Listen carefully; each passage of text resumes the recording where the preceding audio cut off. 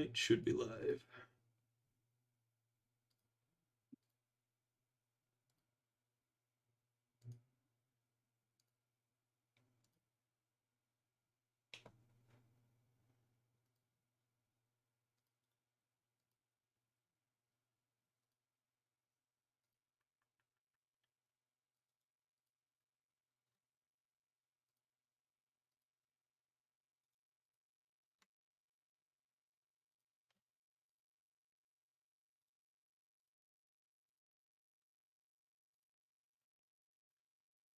Okay, all the links are out.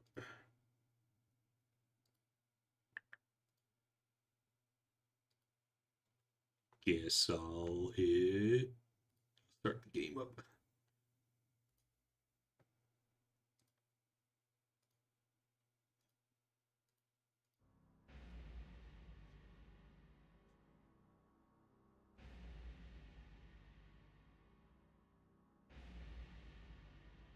So streaming for you as well. Around the galaxy, a legend is told. On a distant planet, a grim fortress stood.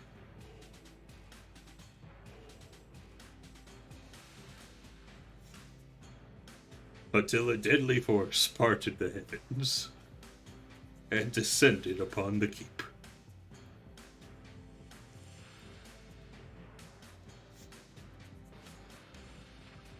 Though brought to ruin, the ashes of that place hold an artifact of impossible power.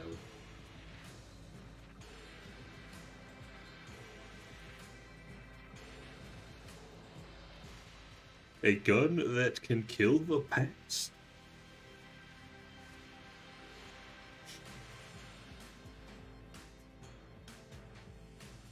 Over time, the fortress was rebuilt.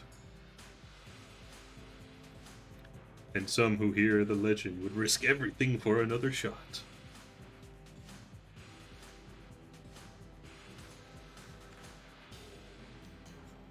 To claim their prize and make what was done undone, they must.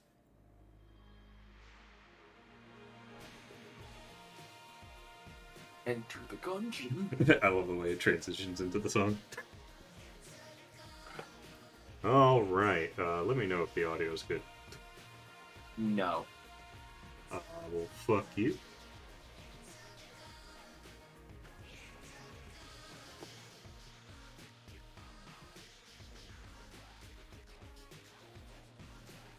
Is it good?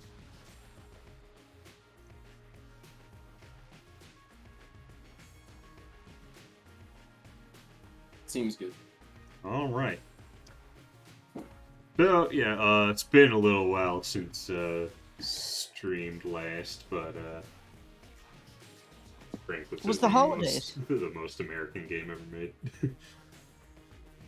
Yeah, this game's all about guns, but yeah, you know, holiday stuff, we did, a lot of it was trying to set up for Dawn of a New Holiday, which unfortunately didn't happen, but still kind of wanted to just keep it easy, even if I could have like done it like last week, but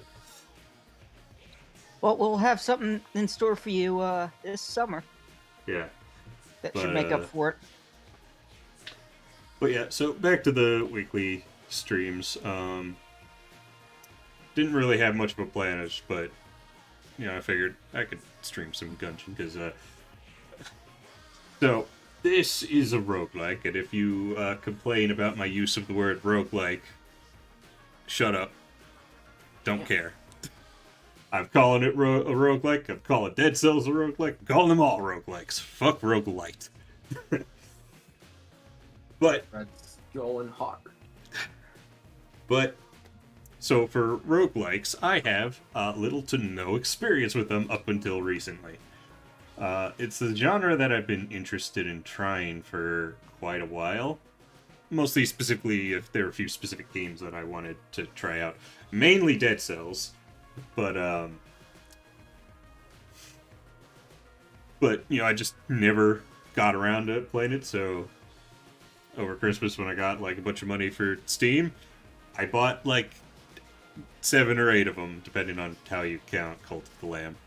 I'm still not sure. I need to actually play that before I can determine if it actually fits there. But it has roguelite and action roguelike tags on Steam, so roguelike like. But yeah, talking with a friend of Harane's, he recommended Gungeon as a good starter roguelike. And that is the first one I've tried of the bunch that I have. I have since, also tried Noita and Dead Cells. I was playing Dead Cells earlier today, actually. But yeah, felt appropriate to stream this one first because it was the first one I tried. I don't know if I'm gonna stream the others, maybe. I think somewhat soonish I want to start dedicating streams to backlog, but we'll see. Anyways, let's just go in. I've mainly been playing as the hunter. No, not just because of Doggo, but, Doggo's a bonus.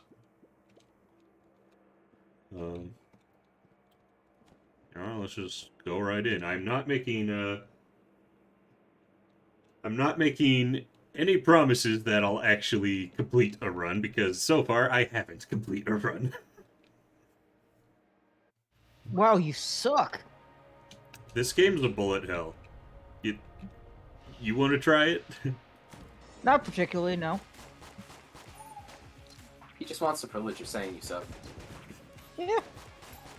Look, this is, a first for me in terms of roguelikes, but also kind of a first for me for bullet hells.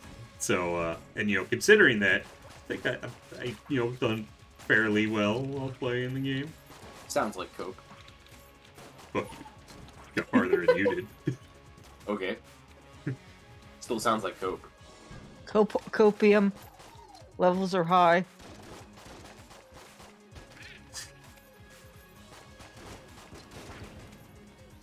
Yeah, the enemies are like, a lot of the enemies, not all of them, are bullets holding gun.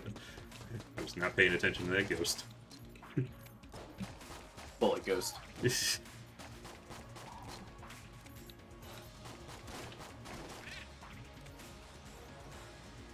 Oh, this room has a lot.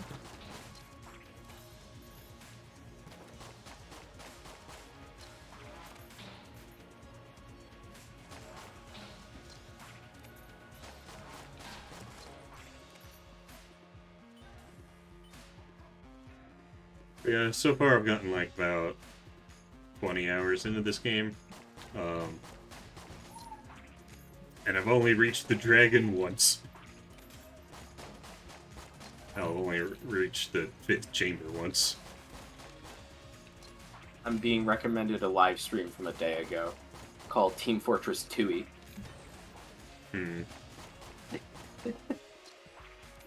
What is this, Banjo?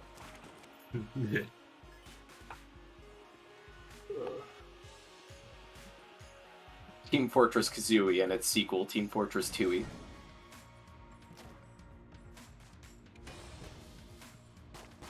The secret 10th class is just Kazooie. I'd be okay with that.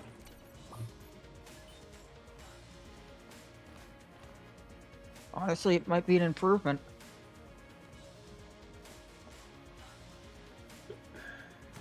Honestly, Ben does have a strange definition of improvement.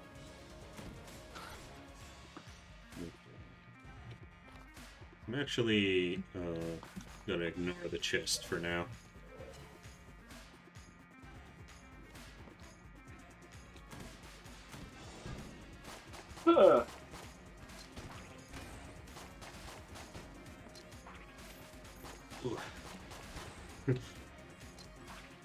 I have no idea if my commentary will be any good during this, because, kind of an intense game. You're an intense game. Thanks, I think. I wasn't talking about you. Doggo found a key. Occasionally, when you clear a room, the dog will dig something up for you.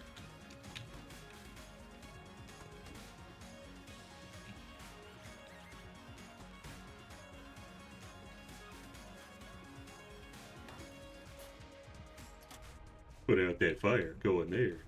Hit it switching. Oh, what's that over there? A Nintendo Switch.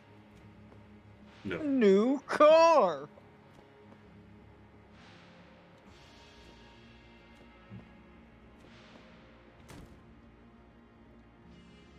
So what's your history with this game, Hooray?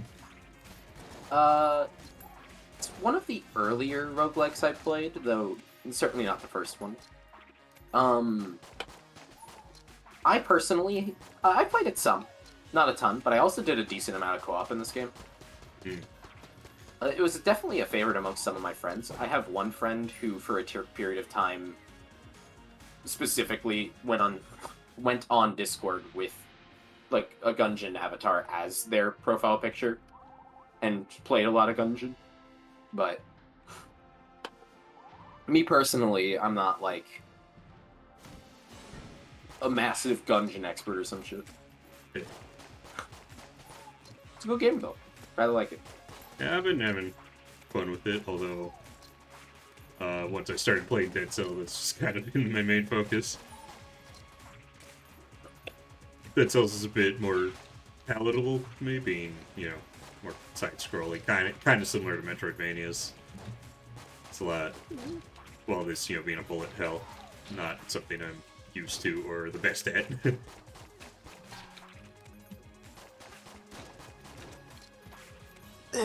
Jeremiah Evans. Hi, remember me? I'm the equivalent of a yellow toad in Paper Mario. Anyway, I got my PS2 modded, so I just need a good day to pick it up. Yes. Faster Than Light is also a good entry to roguelikes. Heard good things about that game. Yeah.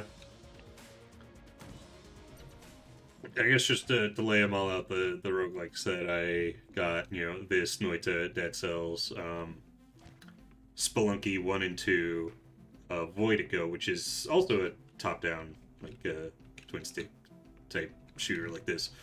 I don't know if it quite is bullet hell, but, I also got Hades, which was also another recommendation as a good first-time one, but haven't tried it yet. And, again, it depends on how you count Cult of the Lamb. I don't know if that quite counts yet. I've only, as I mentioned before, I've only played this, Dead Cells, and Noita so far. Noita's kind of special.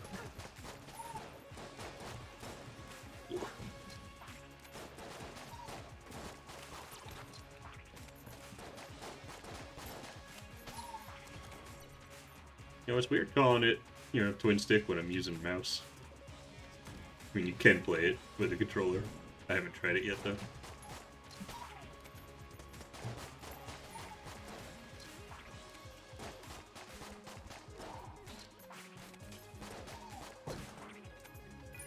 Getting a lot of keys. I'll actually be able to open both chests and go to the oubliette. So yeah, in that fireplace, when I hit the switch, it opened this, and if you use 2 keys, you can go down to the oubliette. Which, I suppose I might as well go down there. But first, let's take out the boss. And the reason I haven't, you know, opened the chests yet is because if you haven't gotten a new gun by the time you beat the boss is guaranteed to drop a gun.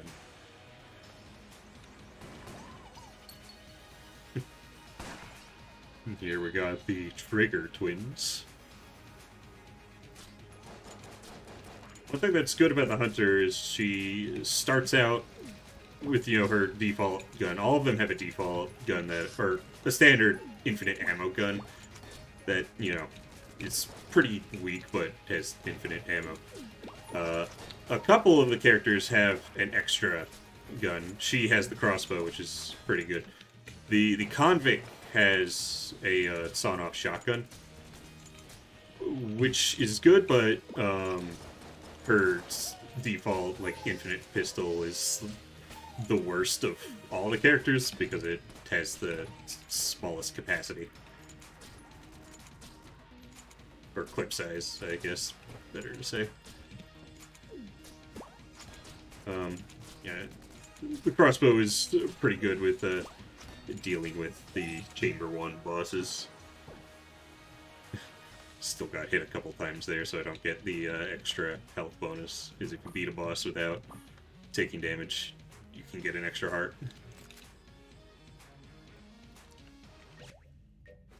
Let's see, I haven't gotten this gun before. Usually crafted by a gunsmith who favored revolvers, but was envious of the automatic weaponry being developed by his peers. It seems like he accidentally left one of his tools in the clip.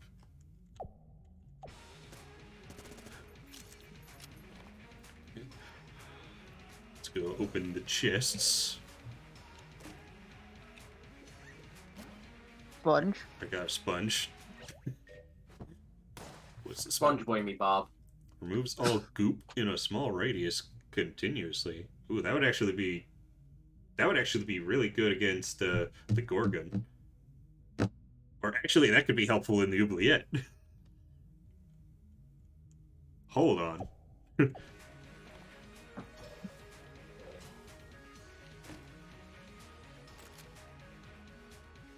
Red gun. I think this is one that I got before. I heard Mario and Rabbids Sparks of Hope underperformed. Do you think it'll affect Mario RPGs? I don't know. Well, I mean, it depends I don't because think it would really affect Paper Mario. And I really don't think there's any correlation between it and the Mario and Luigi games. yeah. Well, and isn't Mario and Rabbids made by Ubisoft? Well, Yeah, so it might impact their making of another one. But it'll, But yeah, no. It There could we go. impact itself, but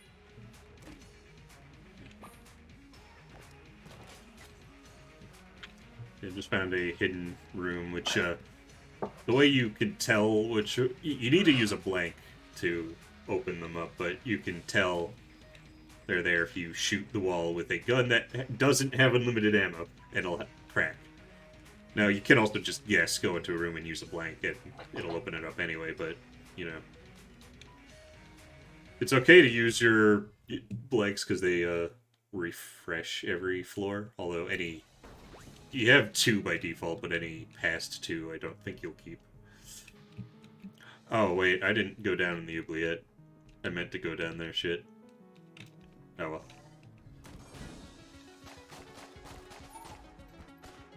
Well, doubt... highly doubt I'll, you know, beat the run just because... But, next attempt I'll try to go down the oubliette.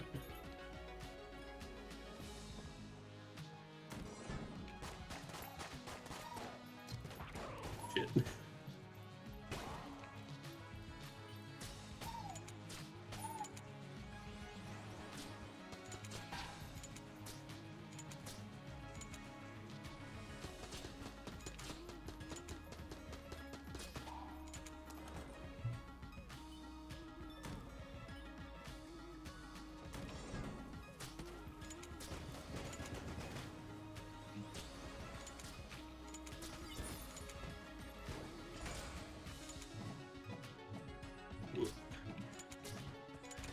You know, those guys don't have guns. Like, I know they shoot projectiles out of their weapons, but that's a sword. gun sword. Gunblade. Not even a gunblade, though. How do you know? It doesn't look like one. Why couldn't it look like that? Let's see. Loot bag? Yeah, no. I don't know, I'll just get another key.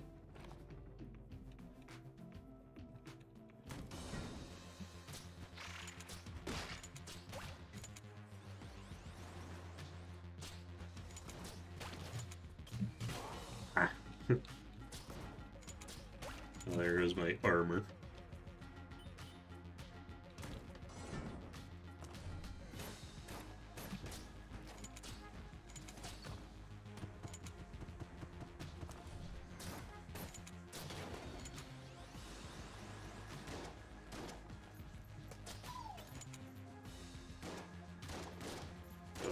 Playing like shit right now.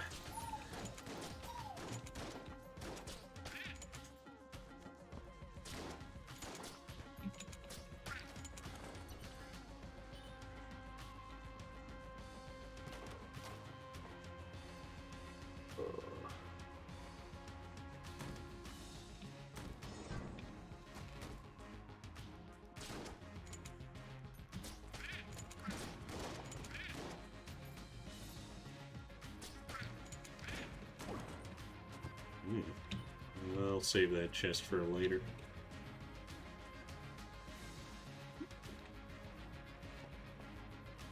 Wish you could mod Shadow from the game Shadow the Hedgehog and find Maria's grave in a space level. Damn. Morbid.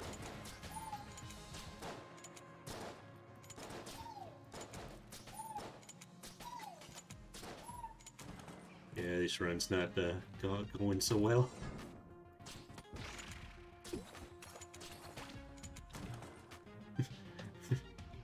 So we have a reference to a niche indie game called Undertale, where you can get a weapon from a spooky skeleton named Sans called a Gaster Blaster. I know it's a very deep cut reference that only a few people will appreciate, but it'd be really cool. Yeah. I don't think this game references other indie games. Like, obviously it references, you know, like other classic games and whatever, but I don't think it did any, like, indie game stuff. Unlike Dead Cells, which does a lot of indie crossovers. Oh, and there we go. I love in Owl House, there's one episode where you can see the main character loses computer desktop, and she has some games on there, and one of them is very clearly a play on Hollow Knight's icon. Nice. Yeah, that was main character plays Hollow Knight based. As you could see, that was my 28th attempt, so let's try not sucking this time.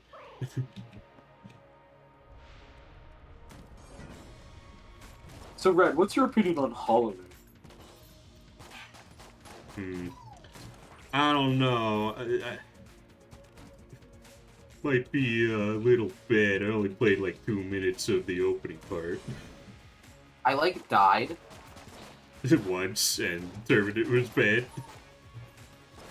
I saw that I lost my money when I died, and I stopped playing. No one knows. No one's gonna get that, but what we're referencing. But for the serious answer, really damn good. Okay, he doesn't think it's a bad game, so this is not a total call out. But one of my friends, I got him Spelunky. He played it for a few minutes, saw that it had fall damage despite being a 2D side scroller, and stopped playing it. I don't think he's gone back since. Damn. I mean, I'm not biggest fan of fall damage, but you know.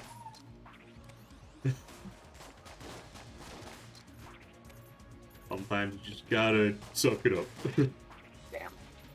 I do think it works for Spelunky. Oh yeah.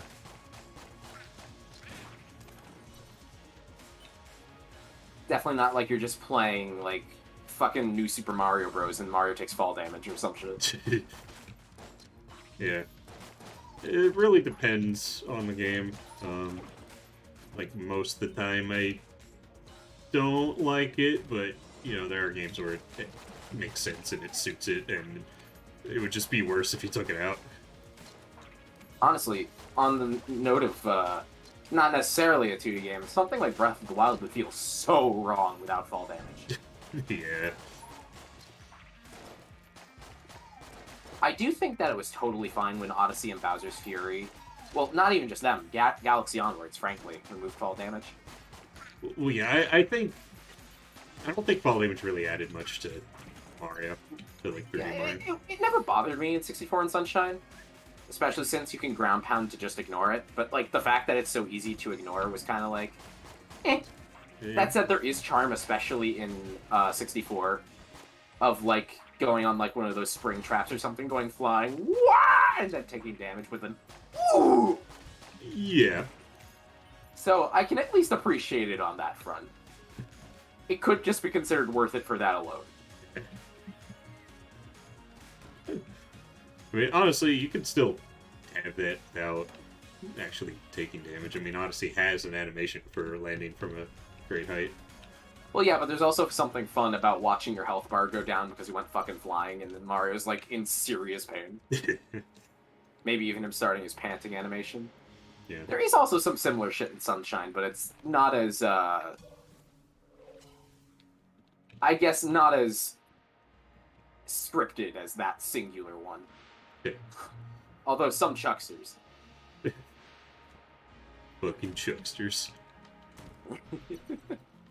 I'm a chuckster. Mm. I wish you could get like a description for items or guns before you buy them. Just because like I haven't gotten these things, I don't know what they do. Yeah, that's the point, bitch. Live and learn. I can buy this key.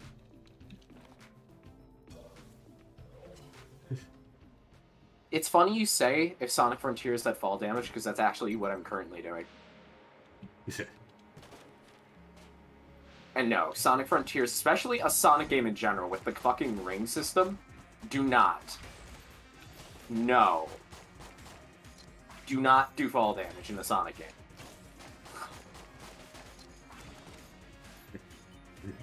Is there any Sonic game with fall damage? Not that I can think of. That would be atrocious as fuck.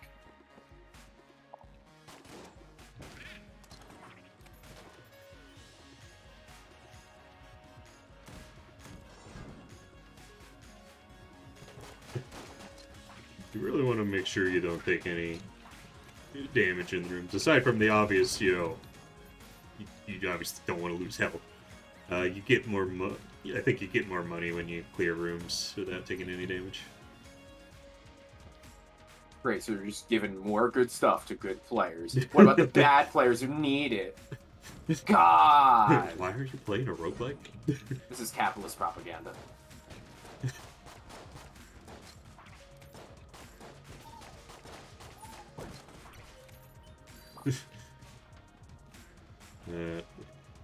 I forgot that in Shrek 2, Puss in Boots calls the police like capitalist pigs or some shit. Nice. Fucking 2004, man. What the hell? Well, we got the Trigger Twins again. Also, it's funny seeing Puss get detained by the police and them detaining him on the basis of him carrying catnip. And Puss's amazing response of, that's not mine.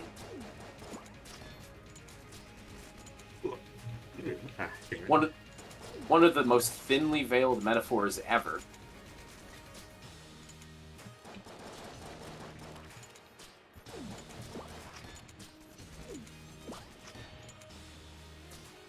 Yo, Shrek 2. Fucking incredible movie. It's been a long time since I've seen that. Like, I really like the first Shrek. Shrek 2 is really good. I mean, it has been a while since I've seen either of them, but I remember what happens in one, but I don't for two. Yeah, one's Yeah. already a great film. It's just 2 is crazy. Yeah. Like, the only things I remember is Puss in Boots is in it. Wasn't Prince Charming the villain? Yeah, That's about him it. and Fairy Godmother. Right. Okay. It ends with the I Need a Hero segment. Okay, I only have Fairy two. Godmother fucking singing it. Okay, I only have 2 keys. So I can't get both chests and go to the oubliette. I can only do one.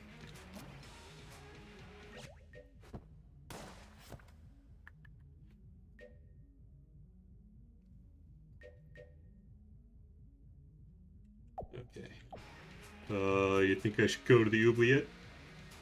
I mean, you said you wanted to, right? Yeah, it was just more convenient the other time because I had 4 keys, but forgot to. Anyways, you can break chests. But you're not likely to get a good item out of it. Yeah, I got junk out of it. Just some junk. You know, maybe don't talk down on them like that, huh? Maybe they're just having a bad day.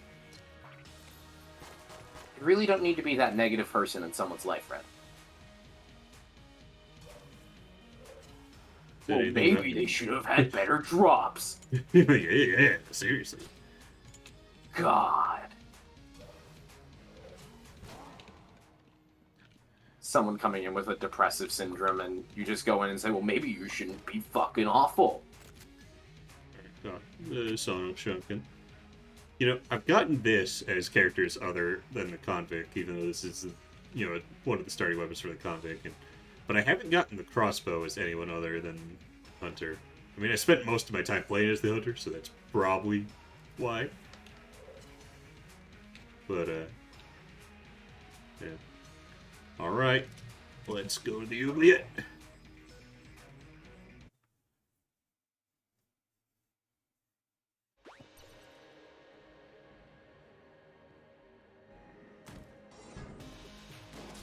This does add an extra floor to the run, but they give it, which, you know, gives you more opportunities to get hit and die. But it also obviously gives you more opportunities to get more guns and passive items and such.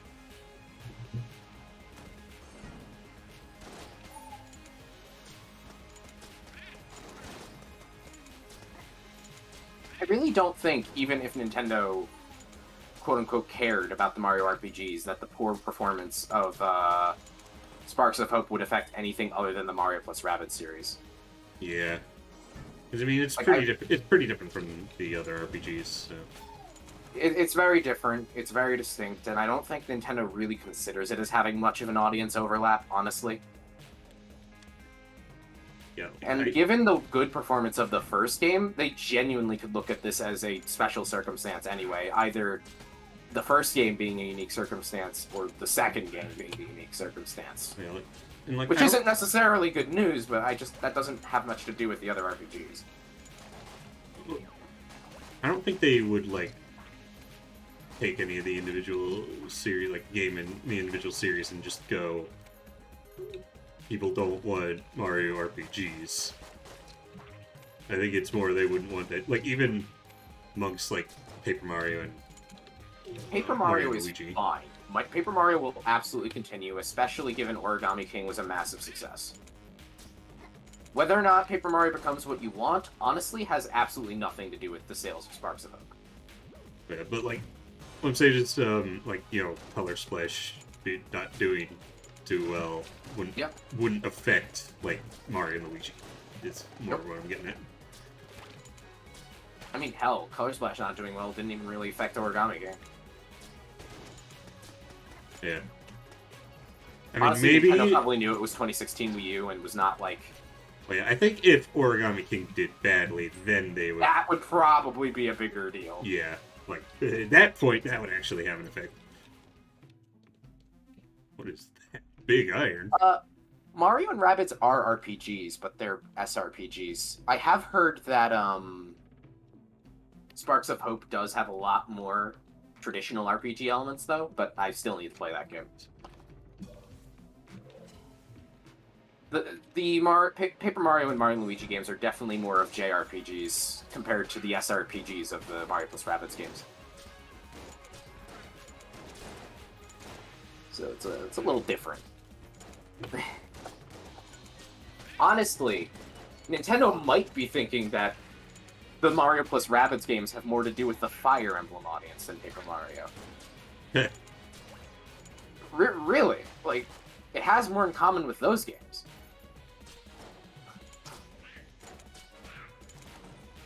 Besides, of course, the brand, which does matter.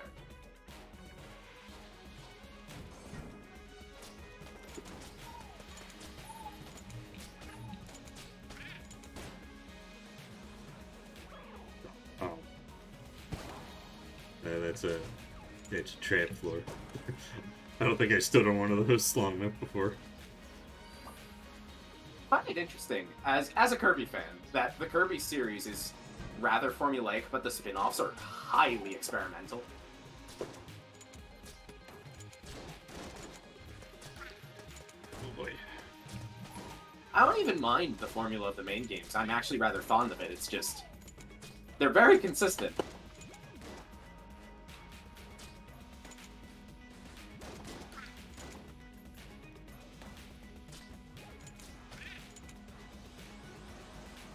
Although, I would like to see another air ride, guys.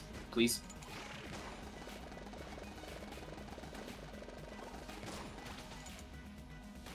You need to make racing games that aren't Mario Kart.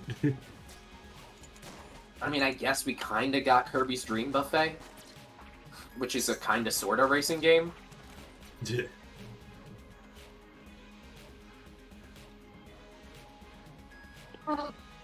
I love the mainline Kirby games, especially Forgotten Lands. Holy shit, that game's fantastic. When was the last time Nintendo just made a straight up racing game that wasn't Mario Kart?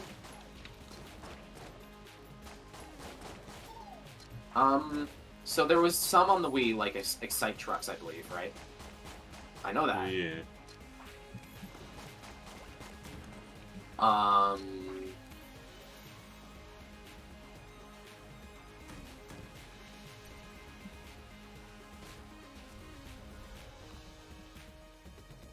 Ah, jeez. I need to think about this. Yeah. Well, obviously Nintendo should bring F-Zero out of IP hell, I agree. Yeah. Like, yeah, you guys have Mario Kart that sells bajillions, but like, you know, F-Zero is a completely different niche, so... And yeah, it'll never do as well as Mario Kart, but like...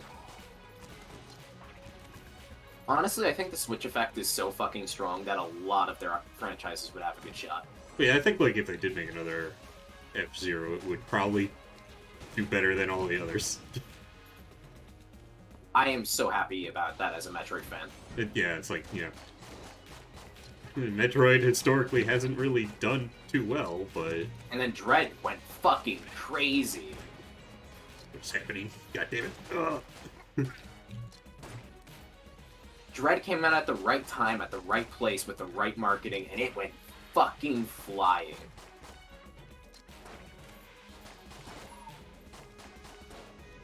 The DK Bongo racing game. Yeah, no, that also was, but that was also a Wii game.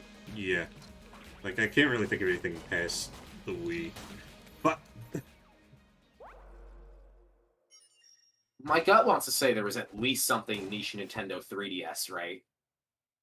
But my brain isn't really thinking of it. And I certainly can't be thinking too hard about that while playing this fucking game. Holy shit. The indie community would be better at understanding F-Zero than Nintendo ever would. What, you mean like Fast RMX? If somebody is a self-proclaimed F-Zero fan who likes indie games, who wants more F-Zero, and hasn't played Fast RMX, just do it. Honestly, the only thing Fast RMX is lacking compared to a F-Zero title is the character. Mechanically speaking, and as a racing game, and aesthetically, shit's fucking F-Zero. And it's rather good, too. So, like, people should not sleep on that. Oftentimes the answer to wanting a company to continue a series that you like is just look at what the indies are doing. Yeah. It's never a perfect solution, but it's always far better than just, well, I guess I'll never play an F-Zero game again because there's no game with F-Zero on the label coming out. You know? Like, I understand, you know, loving the characters and aesthetics and all that. And an indie game can legally never actually bring that back. Yeah, but, you know, if, you know, the gameplay is the main thing you're looking for, then you will probably find that in indies, and that goes for, like, other stuff. And you could also get attached to new characters and settings and such, like, yeah, Also, I have no idea obvious, about the quality. the obvious example in terms of, like, this channel, you know, Bug Fables. Play Bug Fables. Sure, it's not a Mario game, it doesn't have the Mario stuff, but it has new cool stuff. Oh, yeah, no. Seriously. As somebody who often says, please go give Origami King a try, please go play Bug Fables. Especially Holy if you... shit, dude. Especially if you don't like the current direction and want to go back to the old direction, because that is where you're going to get it. It already exists. Instead of sitting here wondering, when will Nintendo give us classic Paper Mario again? Maybe they will, maybe they won't. I don't fucking know. You know what we do have? We have Bug Fables. And if, you know, just one indie game isn't enough for you, well, then there's Board of Bread, and there's Seahorse Story, then there's a million other ones that are being made. We'll see how they turn out. But the one we do have is, really fucking good. Yeah. So, play it. Ah, shit, Red, did we spoil a review? God damn it! Well, I guess that's the entire review spoiled. You like Bug Fables. Aw, man.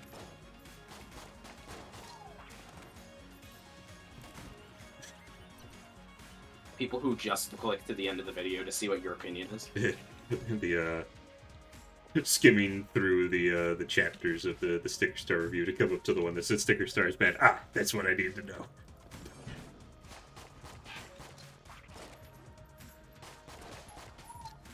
Somebody watching your video like, I wonder what Red's opinion is, glances at the chapters. Uh-oh.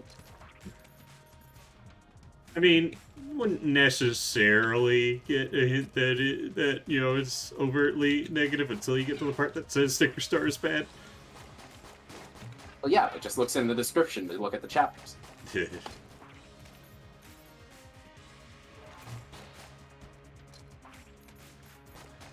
Although there might be, like, you probably intuit some of it, especially with, like, the ones that it's just, like, removal... The chapter that's just called Removal of Partners.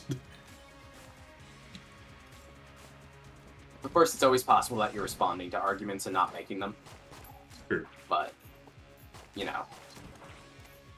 If they watch your previous content, it's really not that shocking. Yeah, yeah.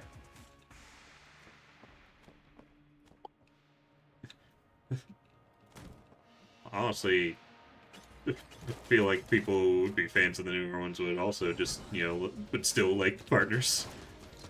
Yeah, it's called Origami King. Like, you know what people really liked in Origami King? Partners.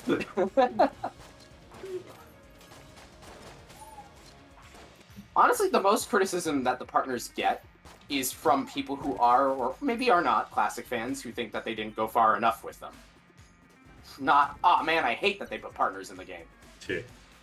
Like, that's it. God.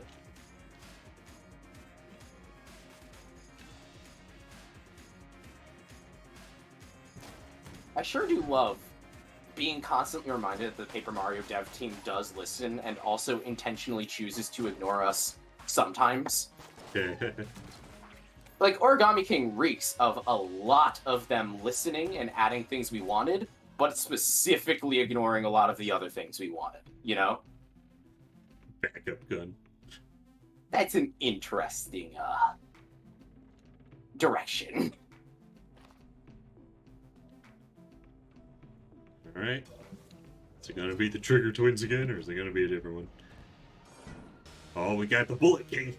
You know, if this is what they want to do with Paper Mario, then why don't they just make another fucking Tingle game instead?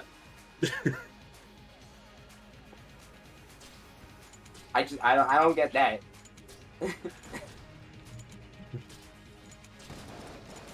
You know, you'd think the Bullet King would be a bit higher ranking in the Gungeon, rather than a Chamber 1 boss. I don't know, maybe it's matriarchy. Well, as far as I know, the ruler of the Gungeon is the dragon. And I don't know what gender it is, so guess you got me there. And consider this. Maybe you never see the Bullet Queen because she's too important to put her life on the line.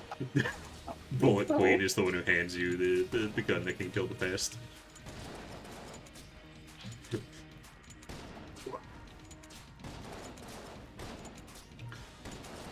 You know, dodge rolling is really useful, but sometimes it's better to just stand back and try to maneuver past the bullets without doing that. Red tells himself to get himself to play better. I mean, that's an actual tip that I've seen from videos about the game. Red's out here watching fucking video game tips. What a lose. No. Oh, sorry, it's almost like I'm going into two genres that I'm unfamiliar with at once. Loser!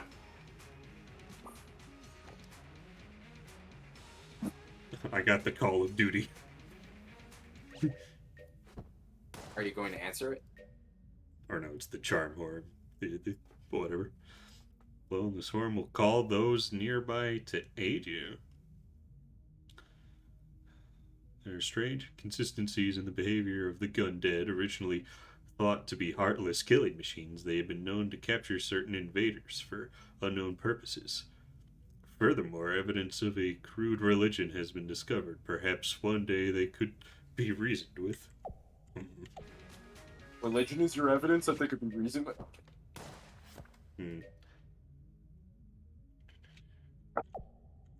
Okay, can open one chest and still go to the oubliette. Religion is evidence of higher order thinking.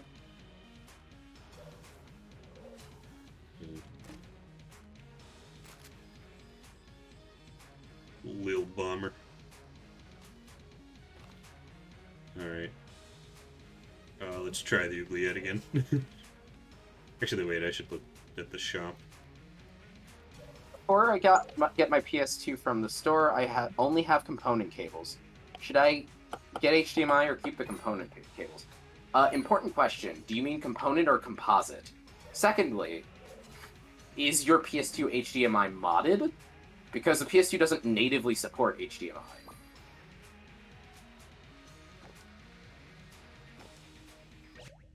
Proximity mine or the horn? I mean, that's pretty self-explanatory. Might as well just use the horn now. Is it okay to ask about Color Splash? Do you mean the review? Or do you mean just about the game? Or...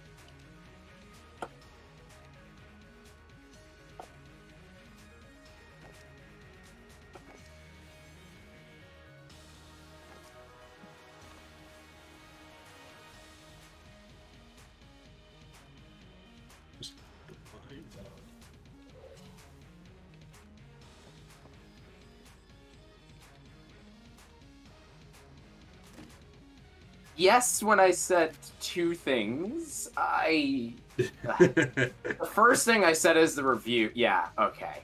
It's the review. Got it. Well, the actual review has not had any, like, actual progress towards it, because I'm focusing on the reworking sticker start video. That one is very... It's getting close, actually. Yeah, it'll still be a little bit, but it won't be too terribly long, because the script is mostly done. Just a couple parts of it need to be ironed out, which... and a lot of the editing process has already started as well. Yeah, so I basically already did the voice recording for, like, the first half of the script and started video editing on that. Once that video's done, you know, I'm going all in on Color Splash, so... Also, I forgot to mention this to Harain, but, like, you know, I also recently got Bloodborne for Christmas, and I'm not allowing myself to touch that game until I've at least recorded Color Splash. God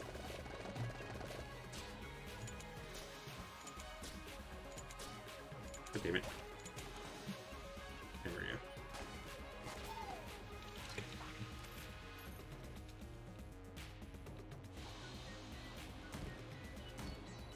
Okay, so this right here is another armor piece, like how I have up there. And if I get hit, it eats the damage, but then goes away. But this also gets used on Chamber 2. I haven't actually did the thing where I put it on the pedestal. I guess I might as well attempt to do that, so I'm going to leave that there until I've cleared the floor.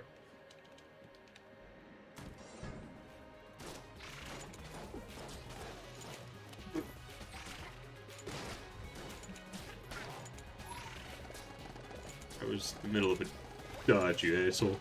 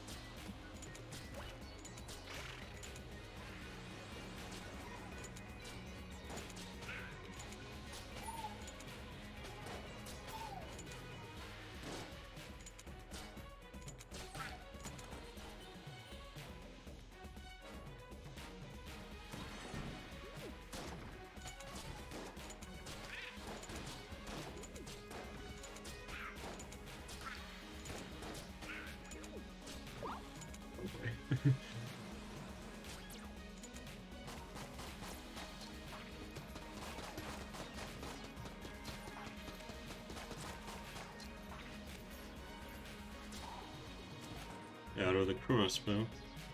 Let's see.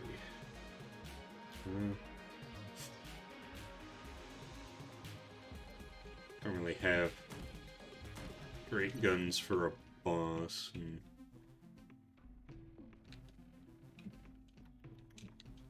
You don't even have anything. Do I want to give this guy my crossbow?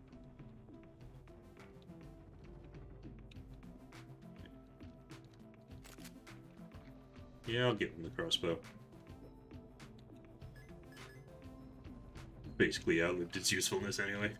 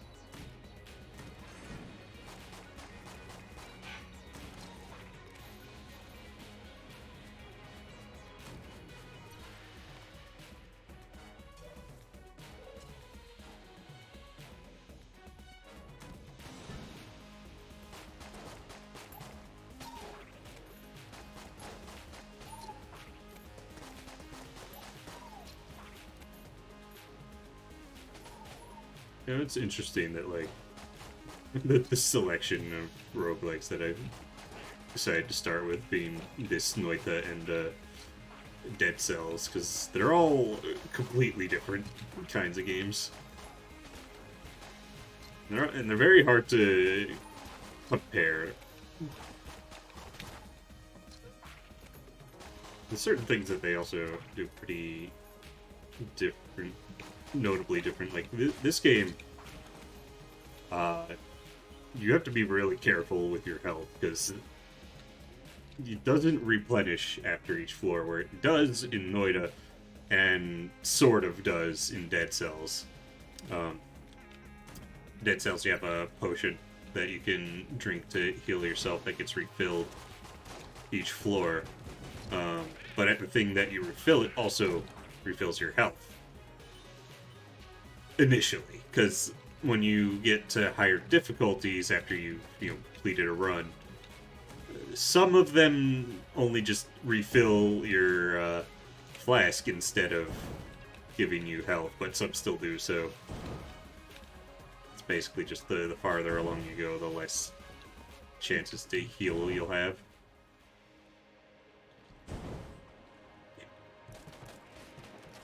So, yeah. But, Noida, at the very least, you always have a chance to re-heal, and thank God, because that game is rough.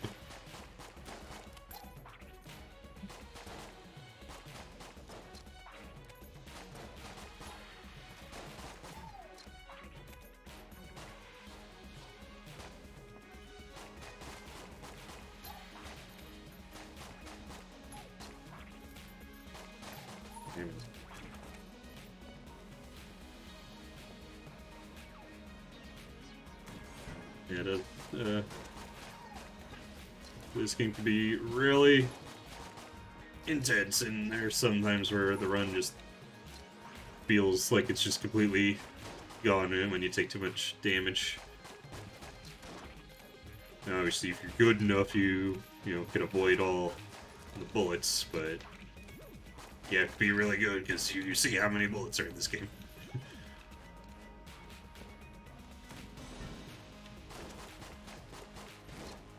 Maybe you're just bad. Gotten farther than you.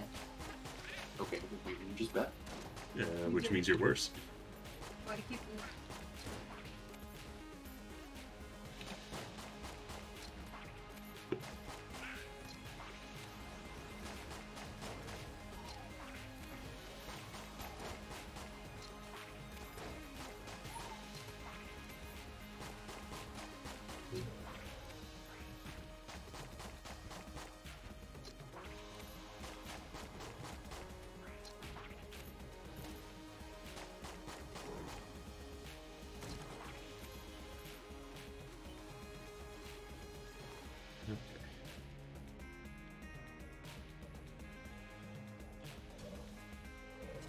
Alright, now for the boss of the oubliette. I think this guy is always the same, whereas in the normal chambers, it selects one of 3 bosses per floor, I think. At least it seems to have been 3.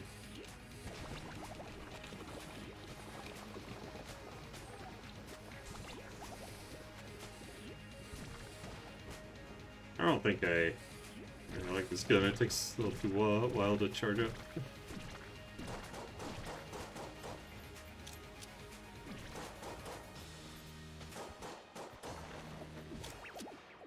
This isn't looking too good.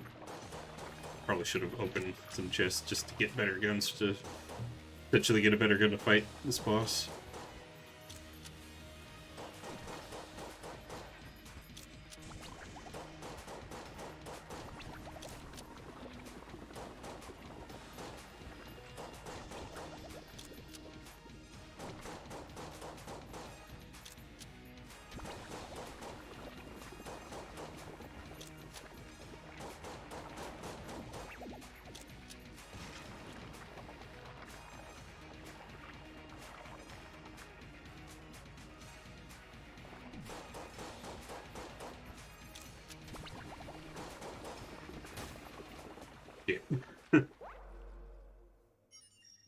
Oh, this is going well.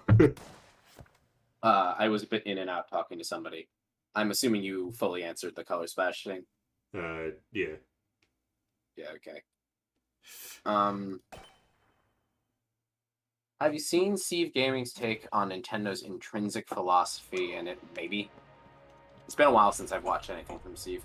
I don't think I've seen anything from him.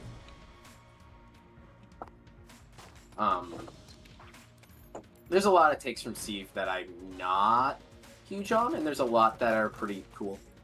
I mean, I like Steve. I just don't agree with him on everything, but I also don't like go, oh my god, that guy, he has weird and terrible opinions. Nah.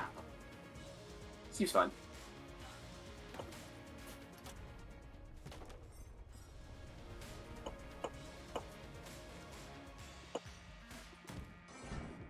Yeah, honestly, the only reason the Paper Mario video probably isn't already ready is because of the winter break and dawn of a new holiday. Yeah, probably. Like, we're close enough where it could have already been out if we didn't have those things. But, Yeah. So yeah, no, I mean, Color Splash will probably start being worked on soon, naturally. It's just, this video definitely is a bit high effort. Yeah, it's quite a bit longer than what the Dark Prognosticus video was. If you've seen the Sticker Star review or know anything about Sticker Star, you probably guess there's more to talk about. Okay, so here's some ammo, but like, I've only used my infinite ammo round so far. It doesn't work, but if I were to pop into I this missed room... the HDMI converter. You wouldn't necessarily want to get a converter for the PS2 to HDMI, because you'd still be getting the video quality of whatever you're putting into the converter. I'm pretty sure, though I'm no expert on specifically PS2 modding, that you would need to mod the PS2 to be able to output HDMI if you actually wanted the video quality. Okay, see you.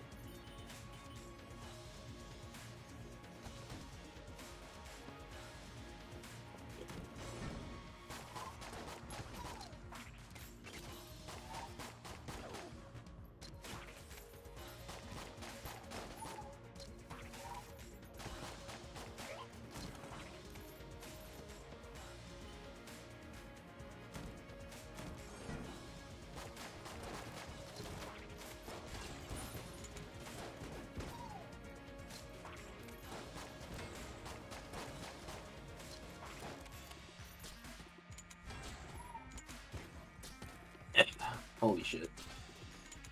I've been a little under the weather for the past week. It's a fun time.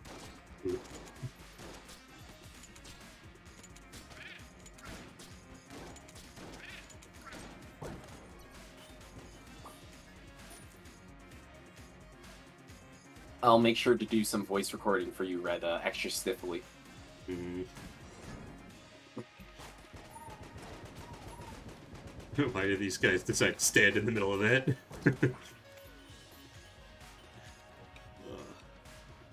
They're worshipping the gunpowder. Yeah. That rat guy, like if you leave something in a room and then come back, he'll take it. But like if you go back, if you quickly go in and out, then you'll see him and sort of delay it, but not for too long. Yeah, I just saw him again. Yeah, so you can't really save ammo boxes for later. Ooh, Doggo found a key.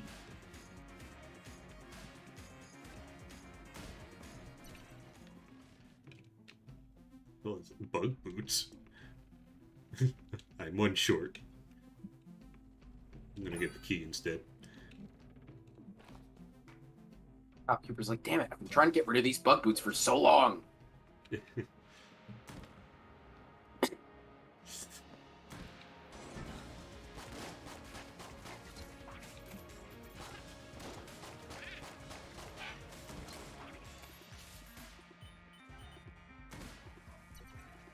Okay.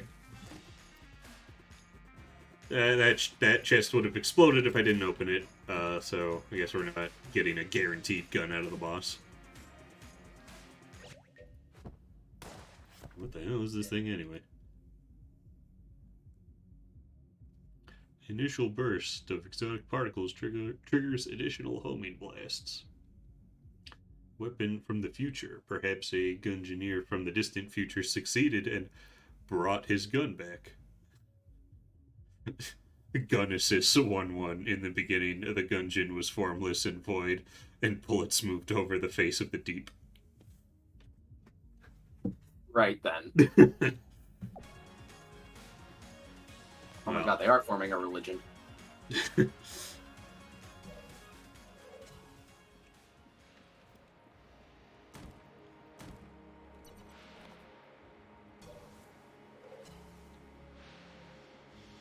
I came across Sonic Frontiers criticism on Twitter this morning, and given I've been basically going blackout on Sonic Frontiers discussion, this is some of the first time I've seen people talking about it.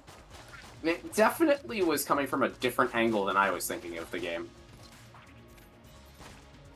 I have things to think about with this game. This was specifically a story criticism. The critique was that, what's it called? The critique was that, you know the part of the story where Sonic is getting cyber sickness? Also, I should actually preface this right now, because it's a brand new game. Spoilers. What I just said is relatively early in the game, but I should stop now before I go any farther and say, hey, I'm gonna say something about Sonic Frontiers. Oh my god! Okay. So, yeah, he gets cyber sickness, right? And, like, near the end of the game, after you've saved all your friends, Sonic is, like, struggling to keep walking with the cyber sickness as they're doing some story stuff. And when Sonic succumbs and is, like, basically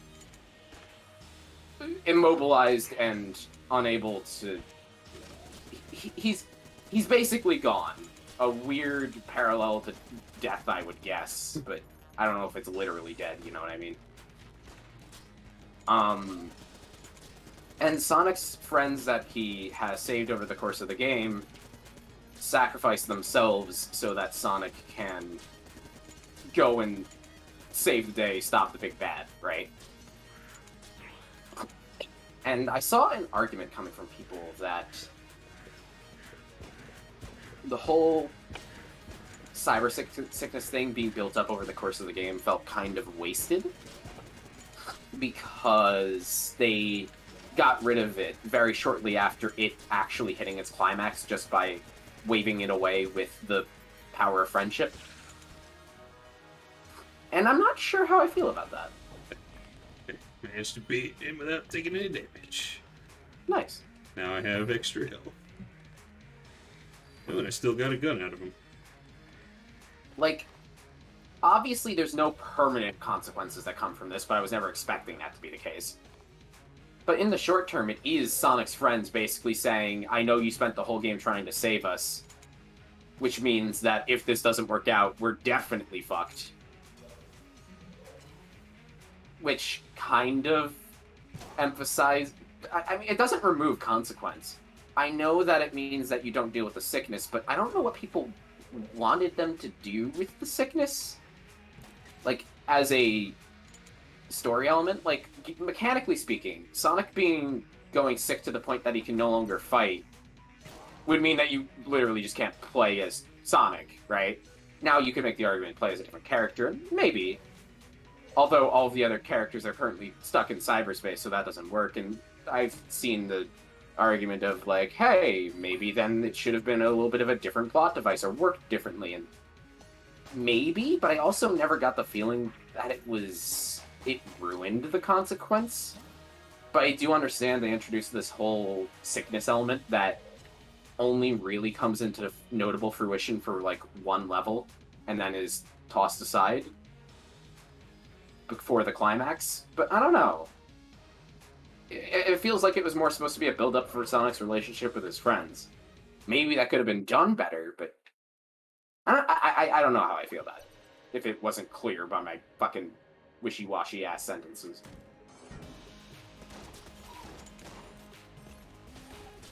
Certainly wasn't the way I was thinking about it when I was playing the game either. I didn't have a moment playing the game where I was just like, what the fuck, that's how they're concluding this? You know?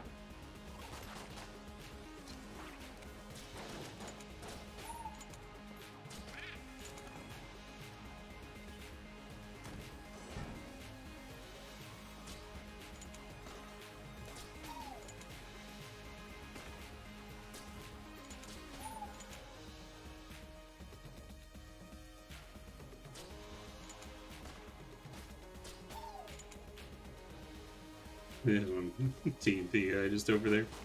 Can't even get to me.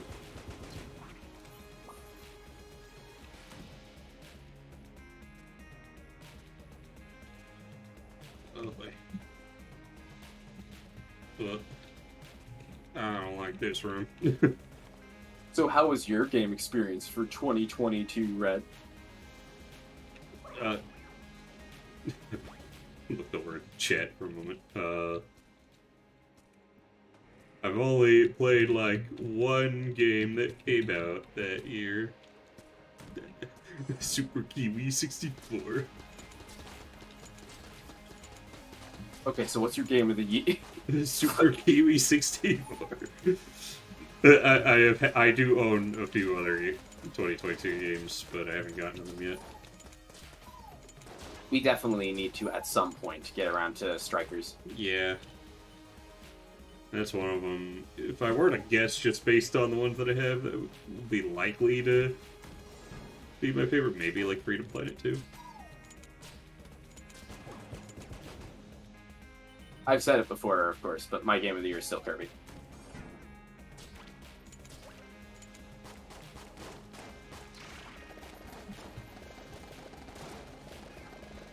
Yeah.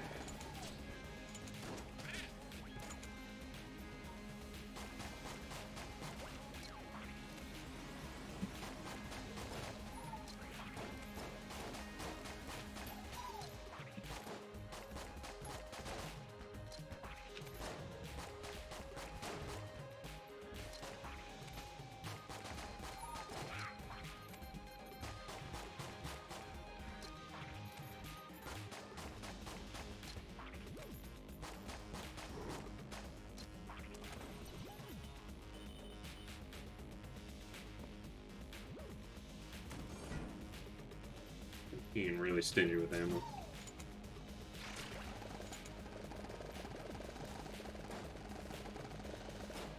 Scares away Red's entire audience with discussion of spoilers of a game that just recently came out. Shit. God damn it, Rui.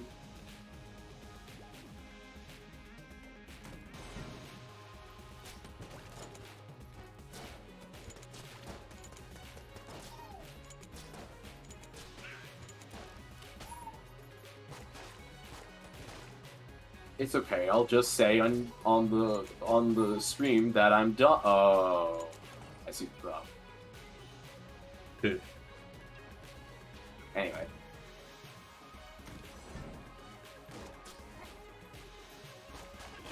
also Frontiers is good, but I would definitely not call it my game of the year.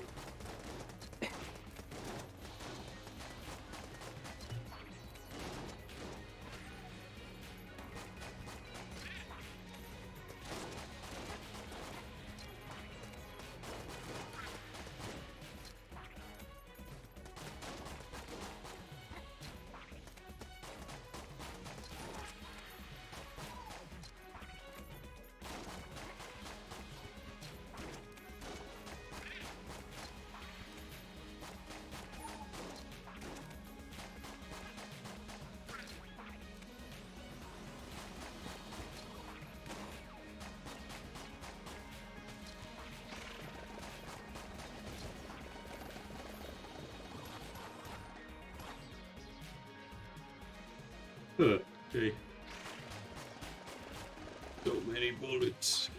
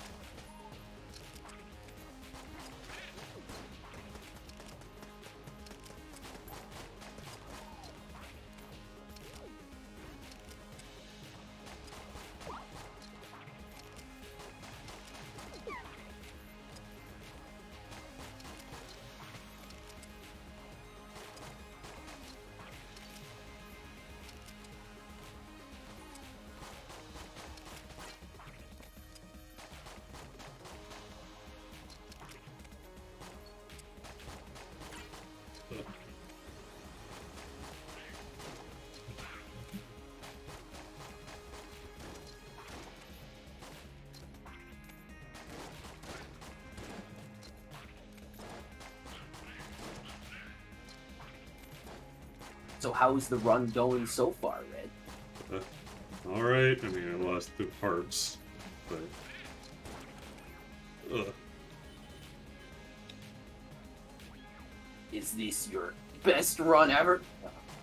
Yeah, you witnessed my best run. Oh, right now, got it. No.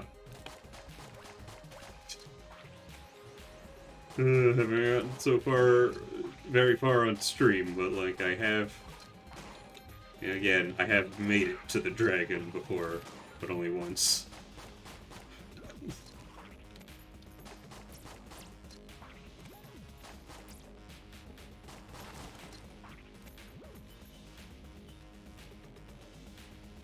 And Red successfully enters the Gungeon, and then he goes, well, time to exit the Gungeon.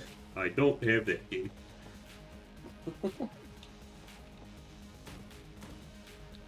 Yeah, I don't know why they need a whole... Okay. Oh boy. Well, there goes all my health. Nice. I don't think this is the run. Skill issue? I might as well just break out my other guns. I want to see what this looks like. I was going to save it for the boss, but I don't know if I'll make it for the boss.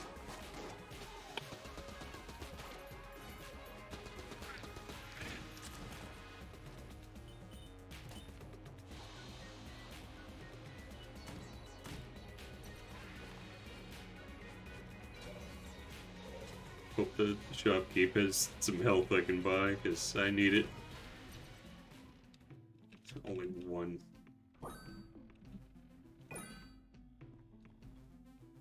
Oh my god, is that the clob? Holy shit.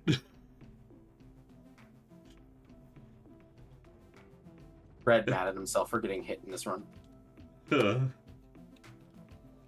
Right, well... Honestly, I'm just gonna go and try the boss now. Have to be extra careful not to take damage, but...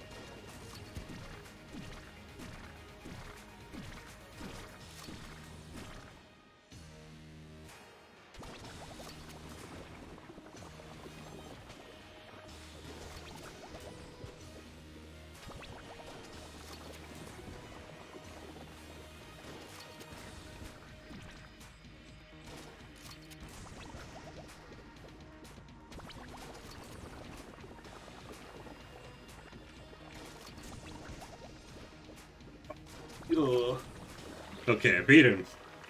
But I only have half a heart left. Holy shit. Oh, one of those keys. Right out here with a singular bullet of health. Bro, just take the ammo from your guns, make it help. That's not how it works. Are you saying they're a different caliber? Yeah. Bullshit. Alright. Big iron. Oh, I think it synergizes with the scope. The biggest iron. Big iron is a strange revolver, created by attaching additional barrels to a magnum. The barrels are not actually connected to the chamber, but they fire nonetheless. Amazing. Decades ago, Bullet Kid learned of the existence of human gunsmiths. In the intervening years, they have attempted to replicate the art of guncraft with mixed results. This game is like really good writing and character to it.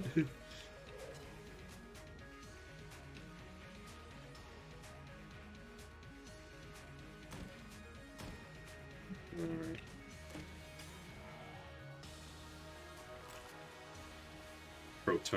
Proton back turn.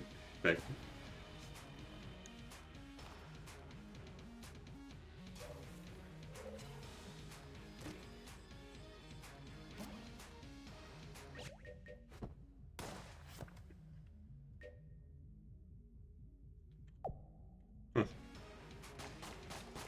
That backup gun shoots backwards.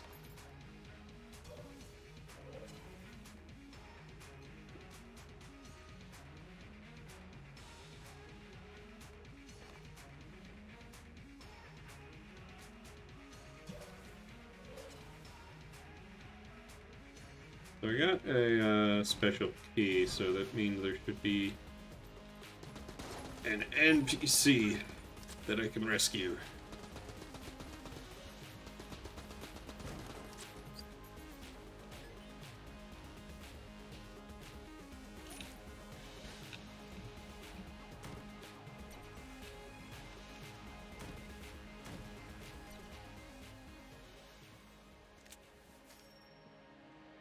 Well,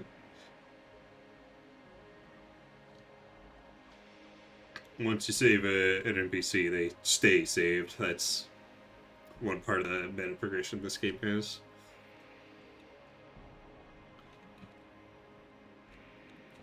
Always the worst if you like find a key in a floor and then you die before you save them. Red makes a video on roguelikes and starts talking about meta progression and how much of it works and for what types and how the fuck.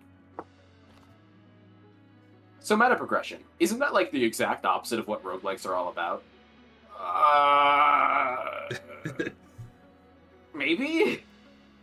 I don't know if I want to get into all that shit on stream. On stream, maybe not. Yeah. Okay, so I have one key. I can unlock a brown chest, which will have a gun in it because there are two chests that you find on each floor in those chest rooms. One of them always drops a gun, the other one always drops something else. But that one's guaranteed to drop a gun. But because it's a brown chest, it's not going to be a very good gun. But the other objects that it can drop can potentially be really good, even out of brown chests. But that's going to be good, so it's not going to be too great. But down here we have a chest that just spawned when clearing the room. And who knows what's in that one. I could open that, but then there's, that extra health thing that can be used in the next one. Which, I think just given my health situation, I'd probably be more useful to see what's in this chest. Ghost bullets. Grants all bullets piercing. That could be useful. Now let's break open this thing. Oh, hell.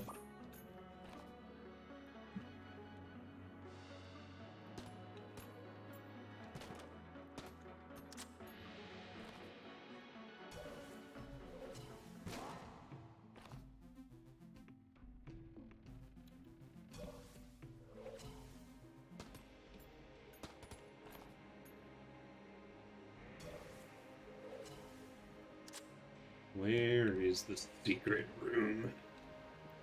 We are slowly, over time, going to convert Red into a Sonic fan. It'll be his worst nightmare. Nope. No. You got me with 3 in Mania. That's... You don't need it just begun. It didn't really work with 1, 2, or CD, though.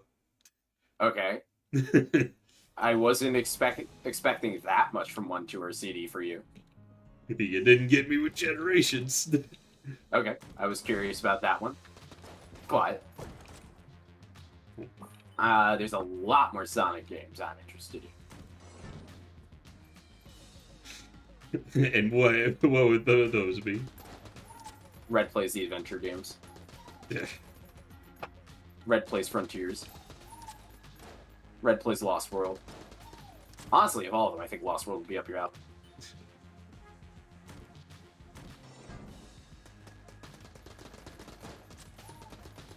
Red plays Kirby, gets a barrel cannon level. Red plays Lost World, gets a minecart level.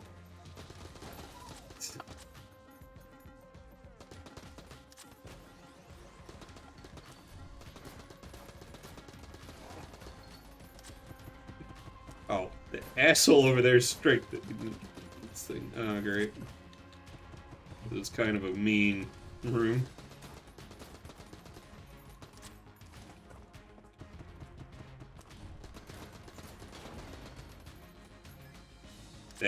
This room is awful. What the fuck?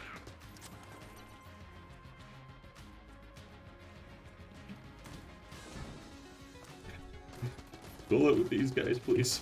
There we go.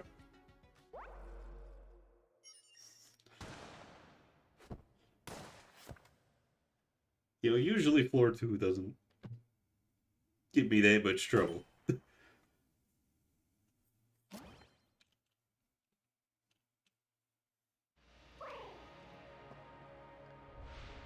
Let's try again.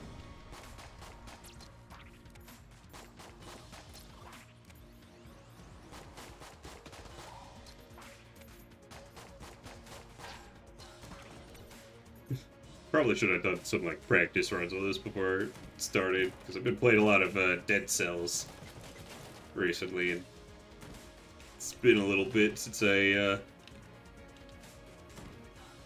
like a week or so since I've touched Gungeon.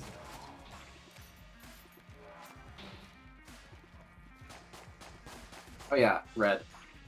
Also, if the roguelike versus roguelite crowd has any meaningful talking points, and I don't mean they're right, but meaningful talking points, it's the discussion on meta progression and how it relates to the genre. Well, yeah, I think if if there was going to be an actual difference between any rules in which would determine it, that would be it. A distinction. Like that's the only like the actual distinction that I can sort of understand when it comes to people wanting to categorize certain ones as roguelites instead of likes. Well, yeah, because it literally is like a diet roguelike in the sense that it's got the elements, but they've watered it down significantly by driving the game by a unified non-run progression, which is kind of against the spirit of a roguelike on paper. But also could have a lot of the elements of it that it still plays and feels like one, This fucking room spawned a mimic.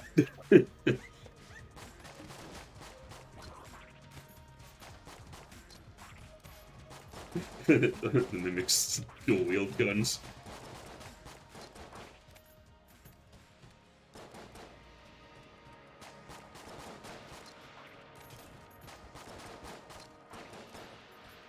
Yeah, anyways, like, I can understand wanting to differentiate roguelikes that have meta progression, but I honestly don't think it's that big of a distinction to really go as far as a lot of people have. It also really depends on the roguelike.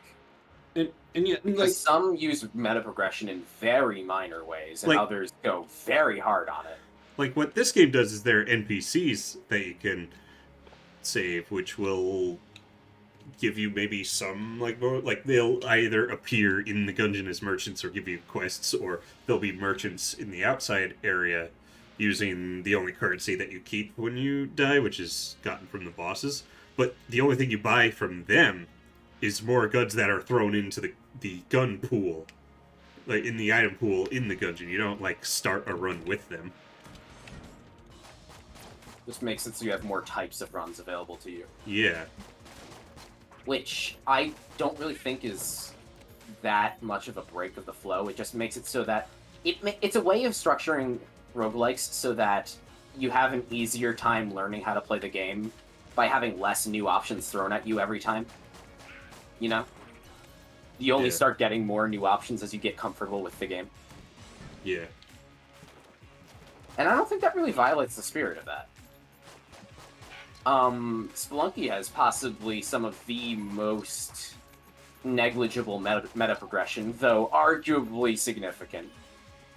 Yeah. In the form of shortcuts. You could argue that defeats the point of a run, to make it so you could just start from whatever level you want, and literally just be like, yeah, you unlocked this level, so now you can just start there.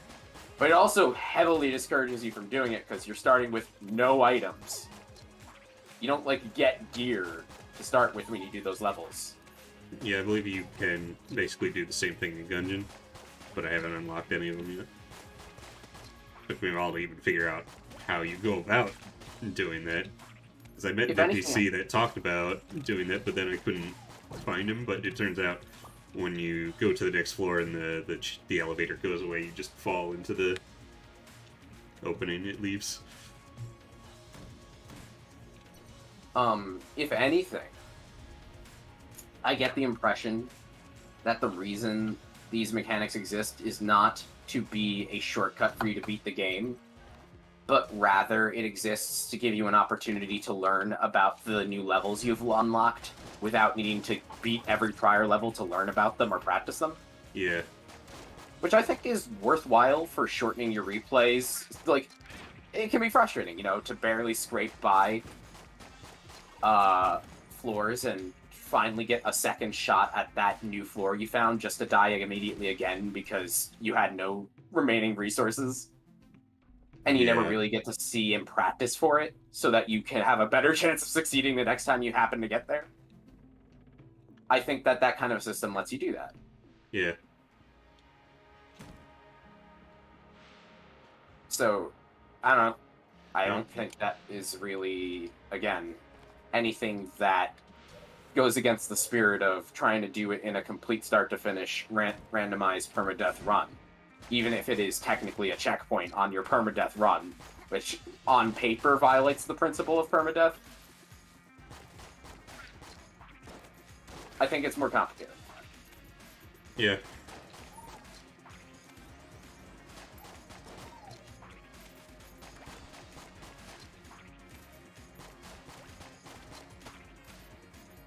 Now, the games that straight up let you start with more weapons as an unlock, increase your stats, and have it so that beating runs and actually beating the game are very detached concepts, that starts to push it,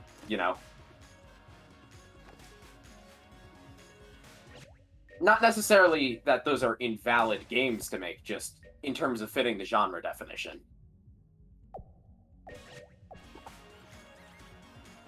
Yeah. Dead Cells is interesting and where it has it has like some unlockable abilities that you get, but they're mostly just for accessing more like say you get a wall jump, but it's only really useful in getting to in specific areas in the levels that are specifically designed for the wall jump to go up, which can either give you more an area that gives you extra weapons or whatever, or it can lead to a new level that you weren't able to get to before. Also, you start out the way that game starts out is there's a one type of sword, or one sword, one bow, and one shield that you always start with. However, you can unlock the ability to randomize your starting weapons.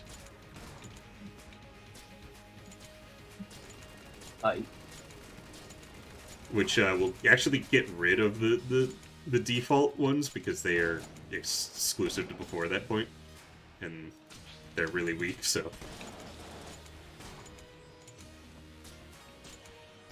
So, yeah, of the three that I've played, Dead Cells does have the most meta progression, while Noida has none, as far as I can tell.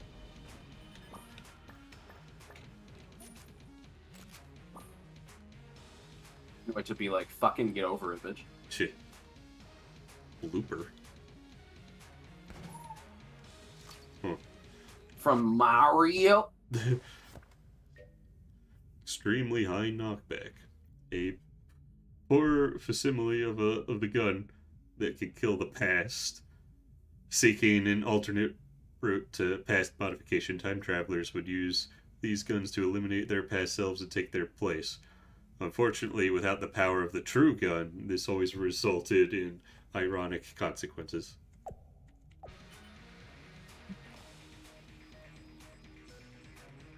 Amazing. The lore gun.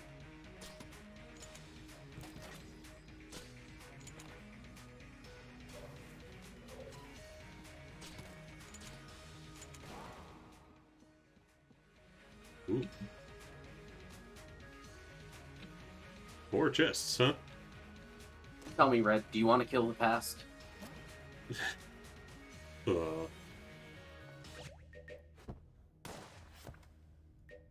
Increases the chance of gaining a key upon clearing the room. Ooh, that's good.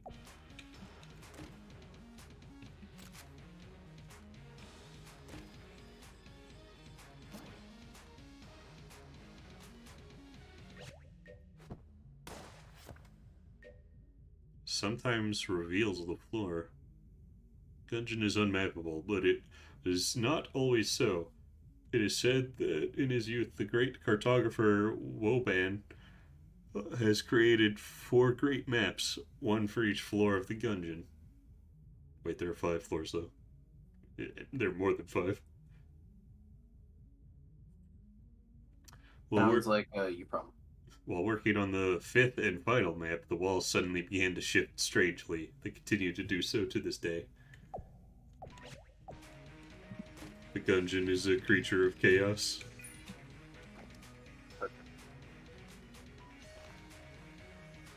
Wait, there's still a cyberspace level I haven't done? Nice. What the fuck?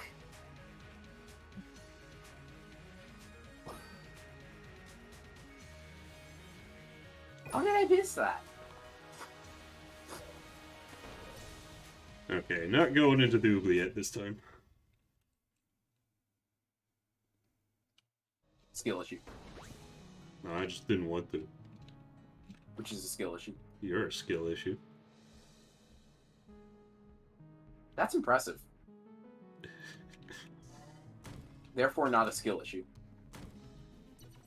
Nah, it's a skill issue.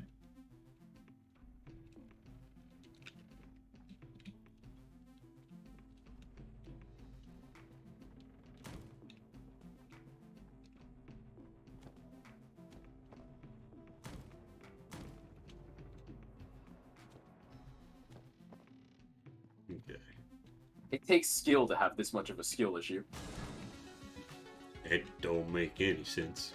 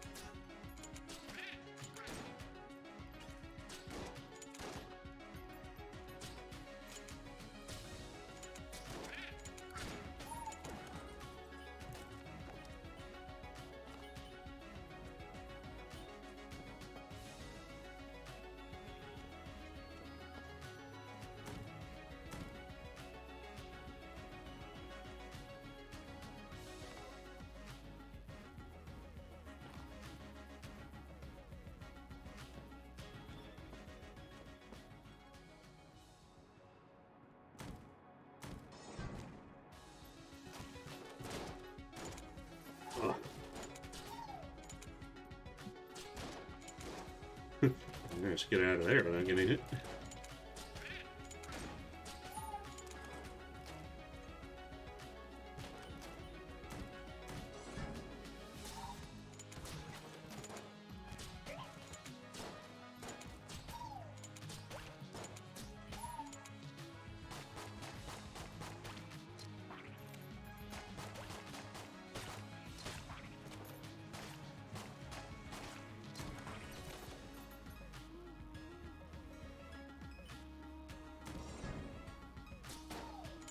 Before having to get extra keys. Where the keys at? Have you checked your asshole? It's not there. Oh, right, that's Luigi. I'm sorry.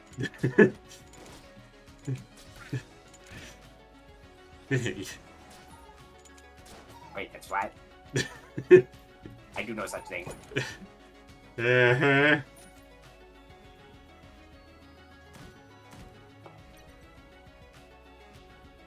Why do you keep buying the skeleton keys, Luigi? And where do they go? You always use them, like, the next turn, and not on a door.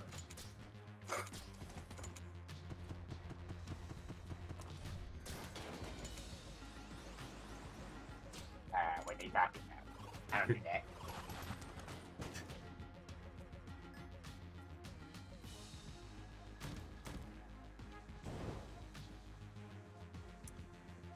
I don't need to go through there.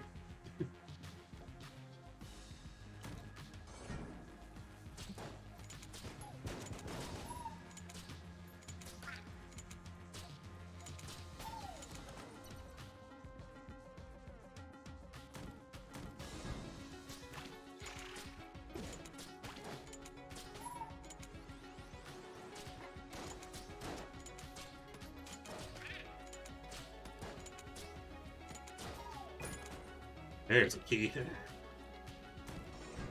How are you talking about putting things in your ass? It's not very not very PG of you.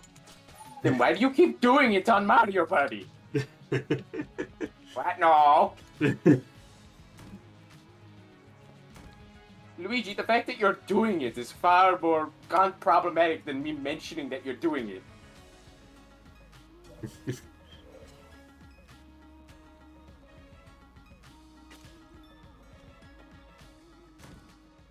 This is a call outpost. I think that's a mini boss. Yeah, occasionally you Luigi can has find a mini mini bosses. You good? Beat the boss. I'm trying. You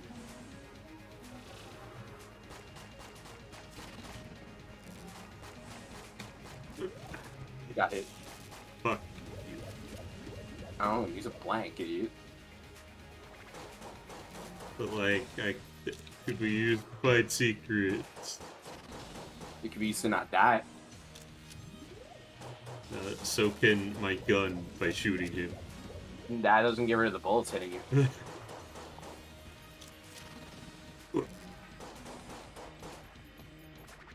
Ah, boy. Things were going fine till this asshole showed up. You're welcome. There we go. Fuck.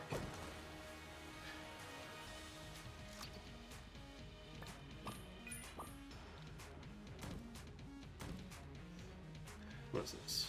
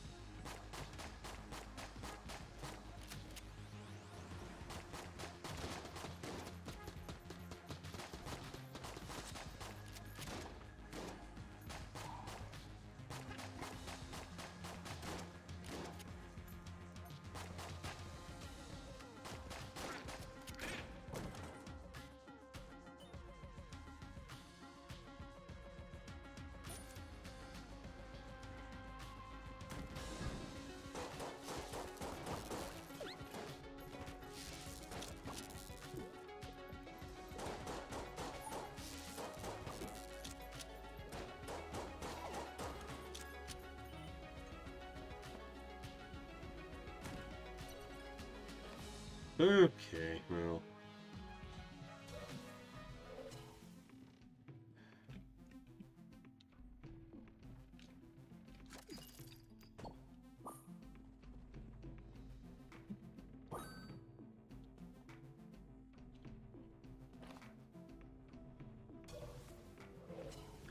Okay, well, let's see what the boss is gonna be. Oh boy, it's the beholster. All them guns.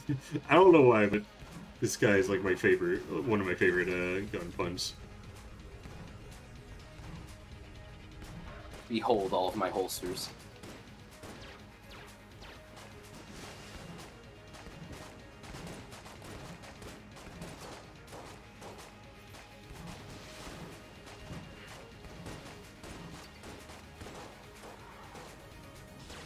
Yep.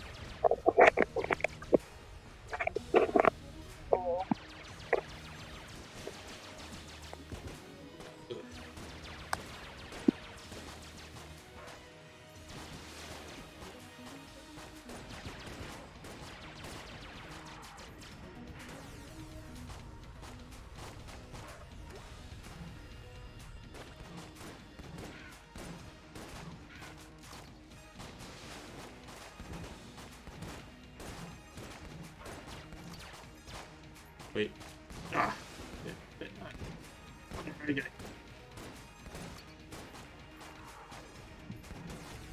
Ah. Damn it. That guy always gives me trouble.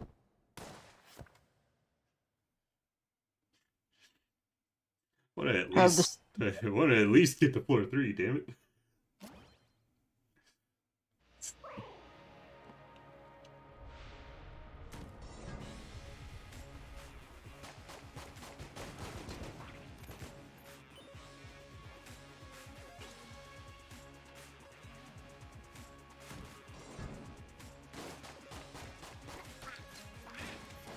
Where'd the stream go? It's going. Oh, Welcome.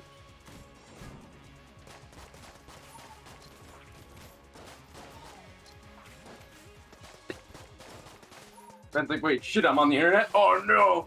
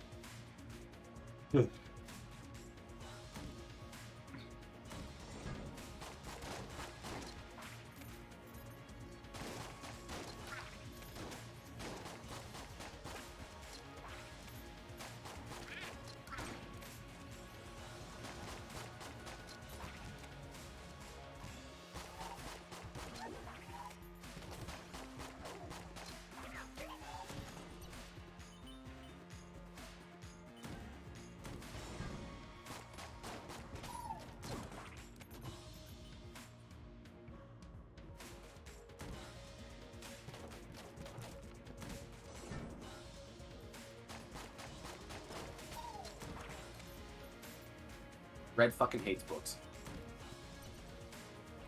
Red is a dick.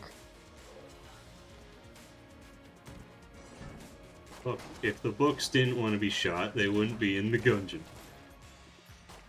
Like the books had a choice. I mean, some of the books shoot at you. Okay, but those ones are in the Gungeon because they want to shoot things. History book wants to get the gun to shoot the past. Suddenly the book is empty.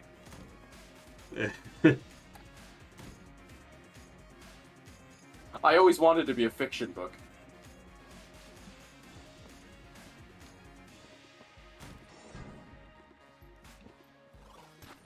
Yeah, all those really terrible things that happened in history, it's gone. Joke's on you. Book's a Nazi. Oh no.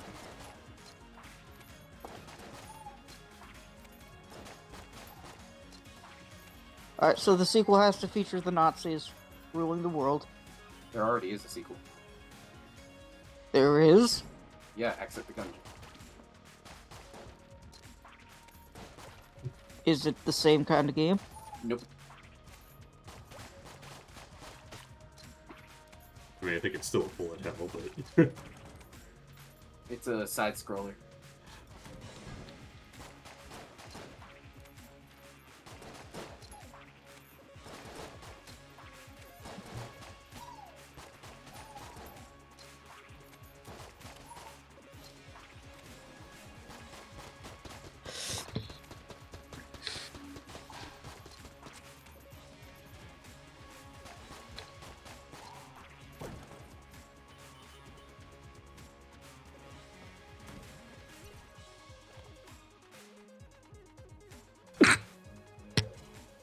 Ugh.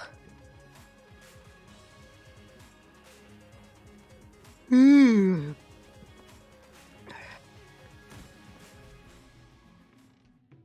Oh, he's selling a lot of help.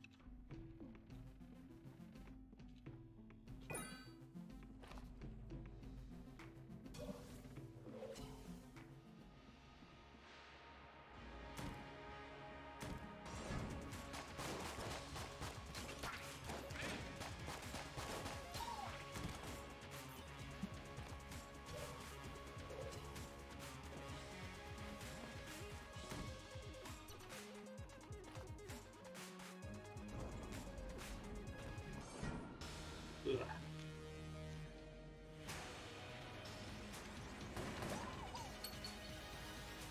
Got the Trigger Twins again.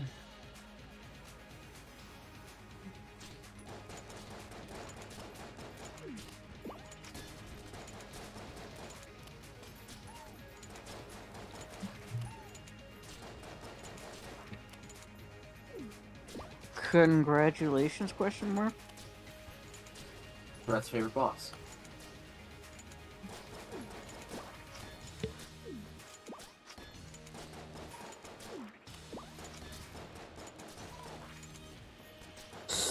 Wait, I'm sorry, Red. I didn't mean to disrespect your actual favorite boss, Sticker Star Bowser. No.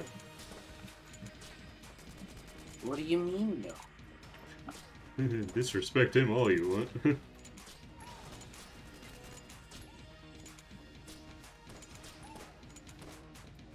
Ah, almost got through him with it. Taking damage. Damn it.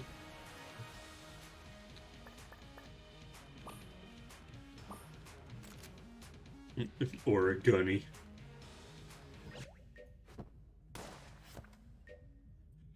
This gun, incredibly enough, has been folded entirely out of paper. Only a true master gunsmith could create something this elegant.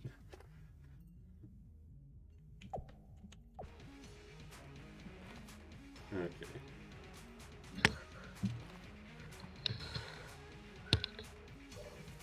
This gun is what all true gunsmiths strive for.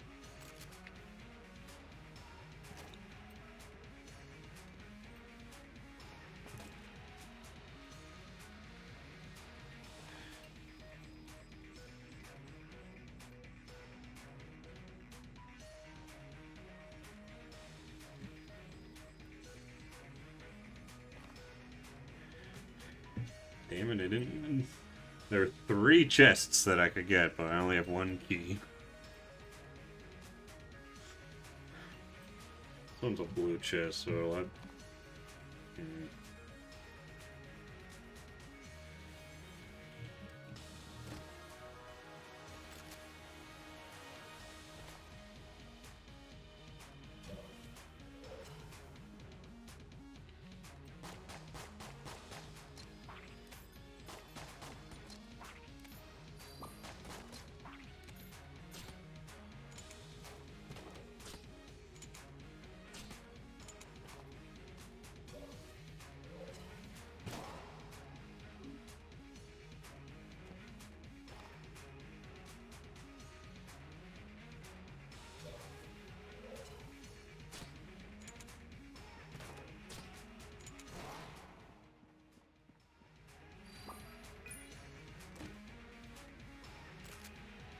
T-shirt cannon.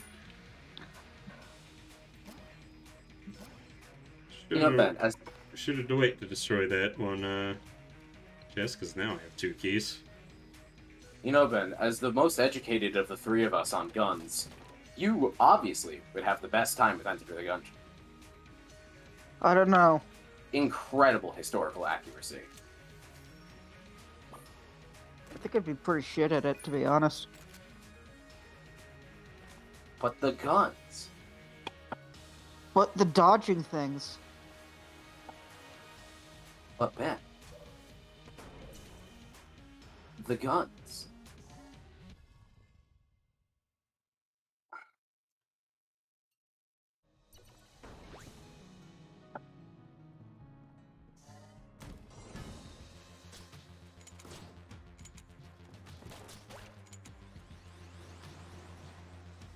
At least you wouldn't be able to complain about why certain guns are here, because it's the fucking Gungeon. Of course a gun is going to be there.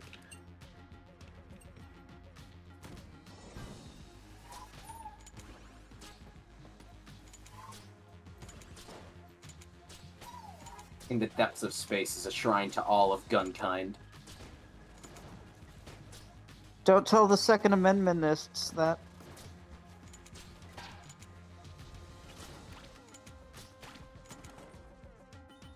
Can't imperialize space, Americans. Why do Not that? usually.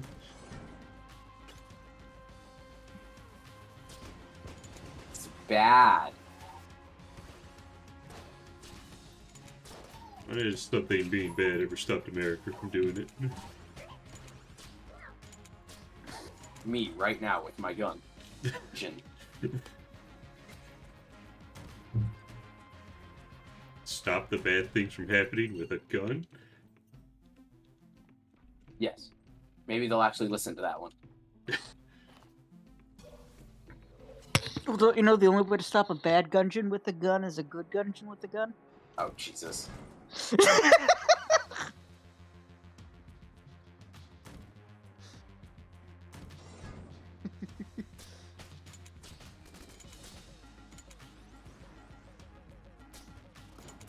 When Americans decide to exit the Gungeon.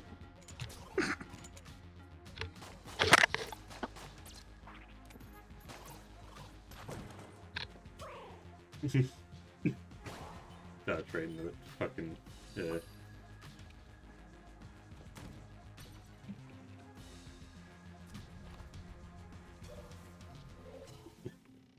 Sorry, cat. You can't sit on my desk right now. Yeah.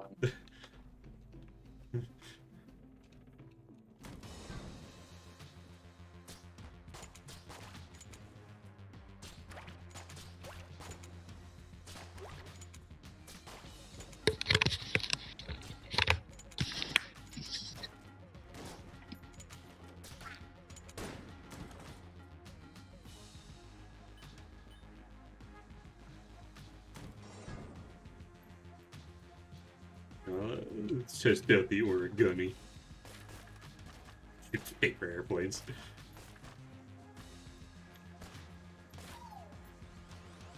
Mom, look, I'm learning origami makes a paper airplane. No, Jimmy, no! Makes a gun. American origami. Amerigami. This is gentrification. Cultural appropriation. Reject modernity, embrace tradition, gentrification versus cultural appropriation.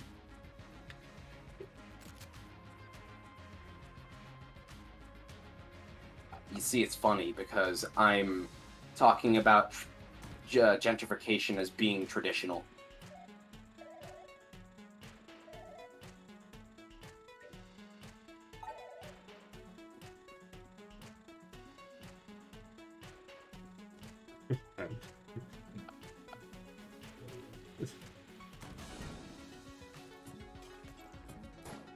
Okay, cat, please. Now, that was the cat's fault. You're the cat's fault. No. I gotta agree with Harain on this one. No. The cat's going to jail for a long time for making the red guy a thing. Big mistake. Dude, that's like illegal in multiple countries. What, being red? Yeah.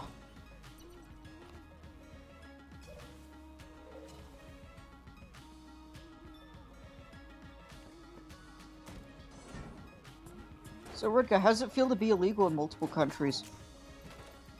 Yeah. He seems okay with it.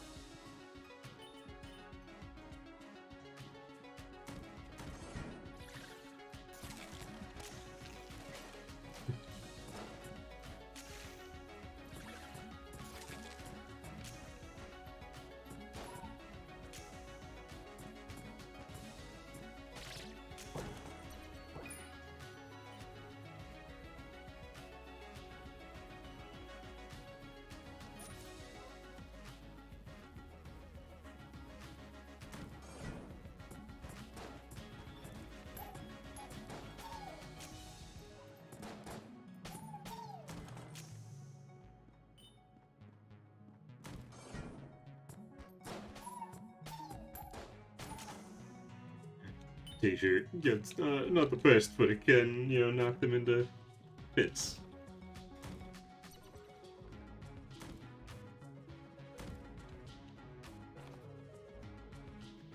Okay.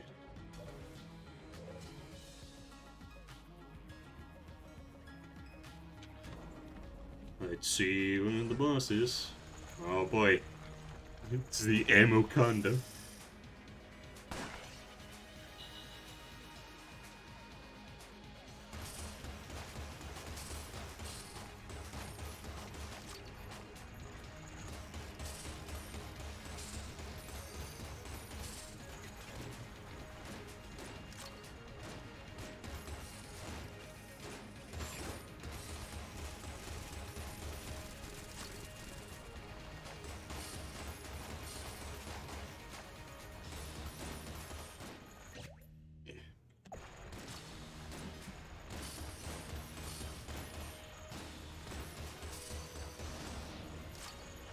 How many floors are there?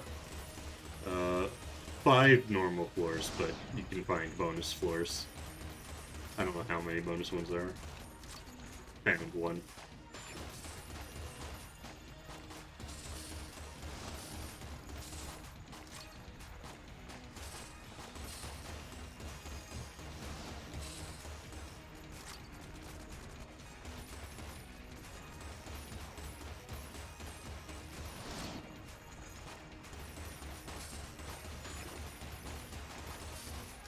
Hey, just a head up for the bosses in floor 2. Just move around the holster, kills little minions with Medusa Chick. She'll often stand in one place, just focus on dodging.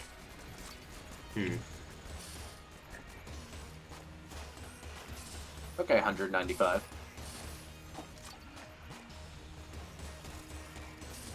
Huh.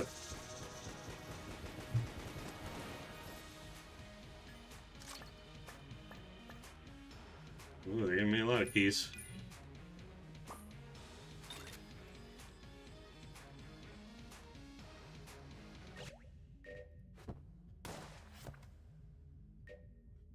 Oh, this thing synergizes with the origami. Massive explosive rounds. Following the tragic 10 Days War, a majority of the hegemon's shock troops were decommissioned. A small number of the combat robots escaped, however, and they were pursued relentlessly by special forces.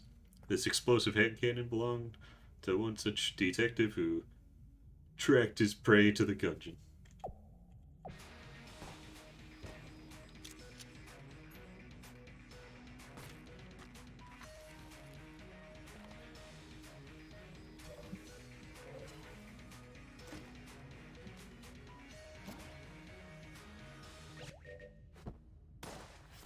Got a pepper.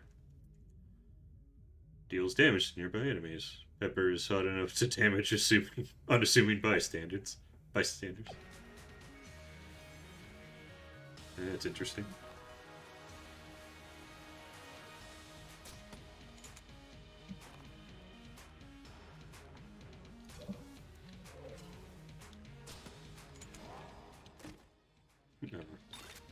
Balloon gun. Bloons tower defense.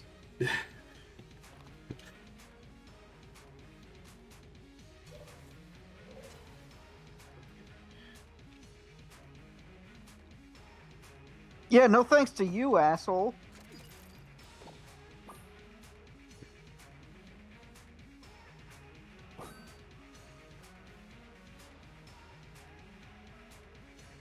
Yeah, 3 keys, so probably good for now.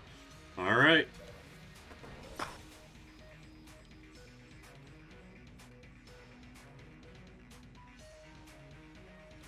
Yeah, I probably should check.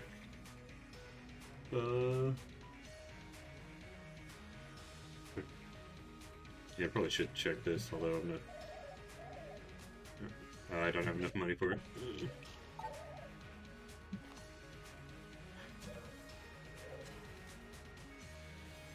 It's 4 AM for you.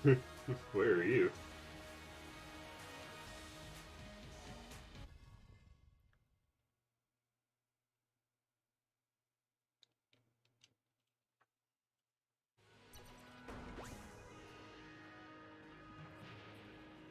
Okay.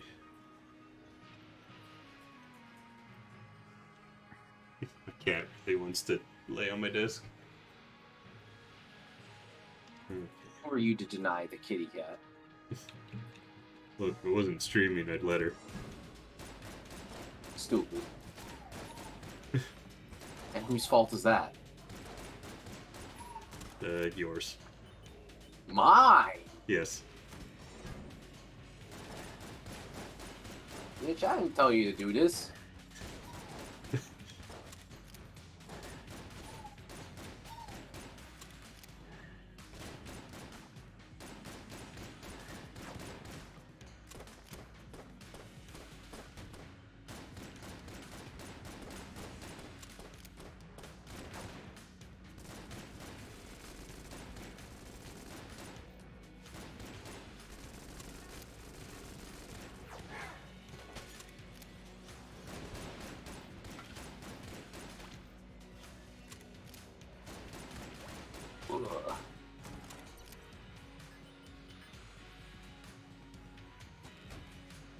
Ugh. Also, I missed some messages. Also, I'd recommend buying the Symmetry Chest, the Blue Arrow, since it has a chance of giving you any item/weapon of any rank. Yeah, I didn't have enough money for it.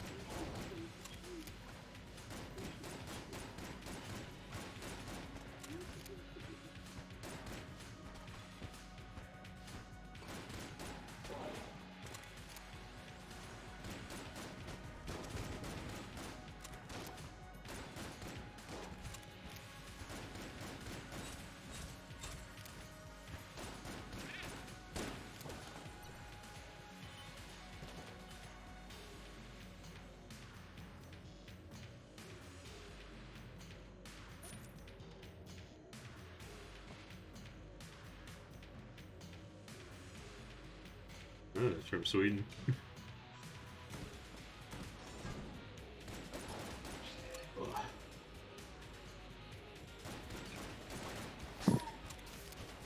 I'm part Swedish.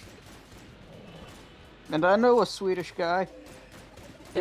There's actually a rumor, and I have no idea how much validity, but there's a rumor that in my family, somewhere far enough back, is connected to Swedish royalty. Hmm. Doubt I'd be in any line of ascendance anyway, but that's interesting. You get a call tomorrow? Oh, wait. You're the long-lost heir we were looking for. It is written, you will become king. Of Sweden? Yes. They have a king? Yeah. No, they do. 195 goes, what the fuck? What are you talking?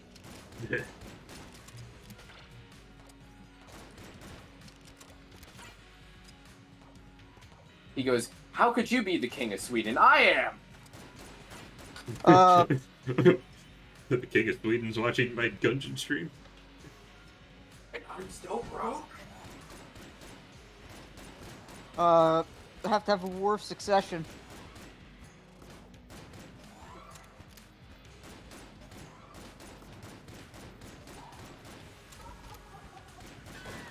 Me, 1v1, Minecraft. Wait a minute. Wait, I'm on fire. What? No. Cool, you're actually playing Noita.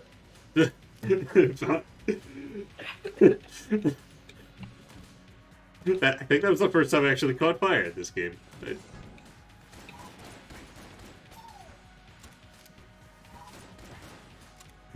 You catch fire all the time, annoy that.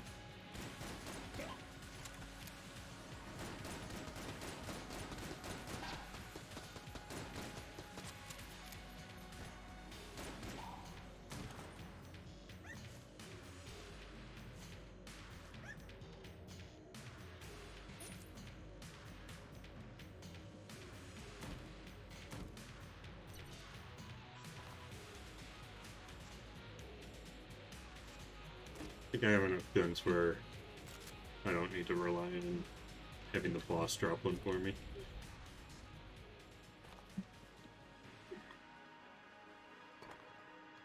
By the way, floor 3 is probably too hard with a D weapon. Maybe use the balloon gun and use the grenade gun for bosses.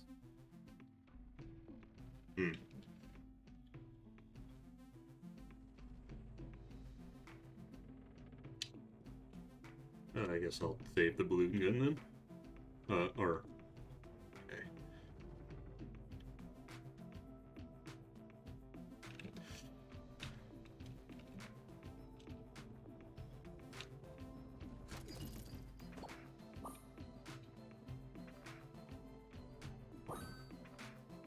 Okay, I don't know what this... Report it anyway.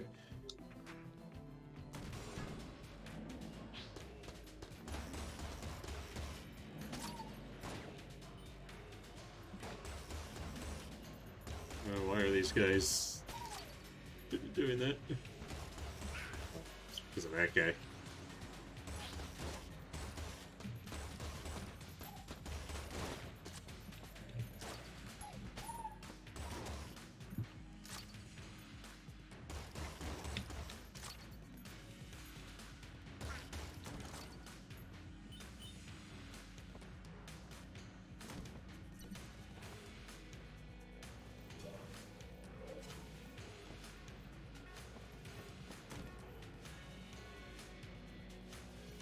Okay. I wish Sonic Frontiers was more clear about some of these things.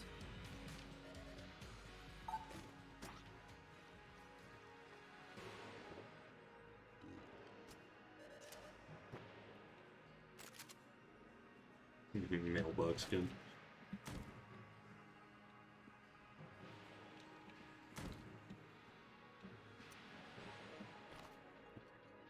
This leads to some that... not right now. There's an item in there that I believe is used to craft the bullet that can kill the pest, but I'm gonna worry about that after I've actually completed a run.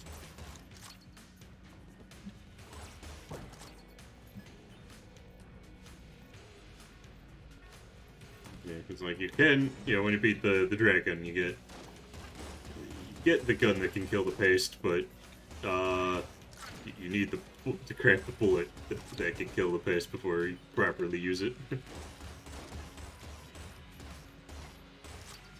So that is another element of meta progression this game has, because I've heard that the individual components to the bullet, once you deliver them where they need to go, you don't have to do that again. Ugh. Literally a fake roguelike.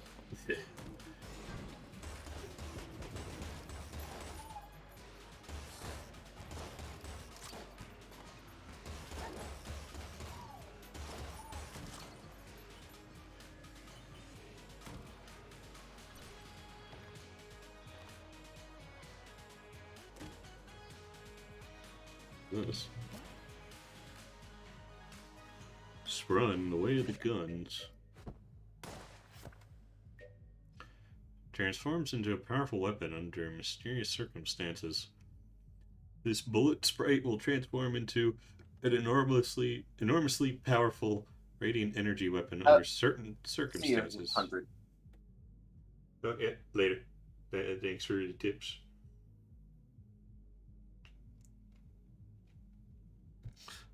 Traditionally, this means showing proficiency in bridge delivery and maintenance. If no bridge is available, however, it will take less important things like courage or determination into consideration. It fills you with determination. The Undertale gun. I mean, there is a gun in Undertale, but, it's not that one. Sorry.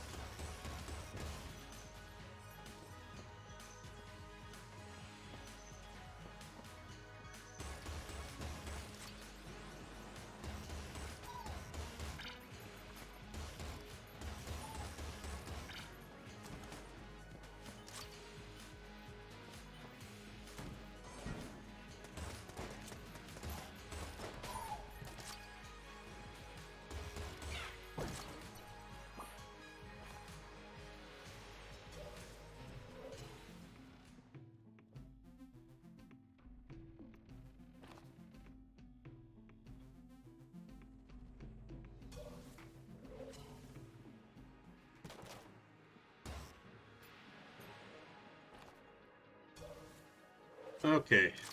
Tier 3 boss. Probably not gonna beat it, but we'll see. It's this asshole. Mind Flayer. Jesus.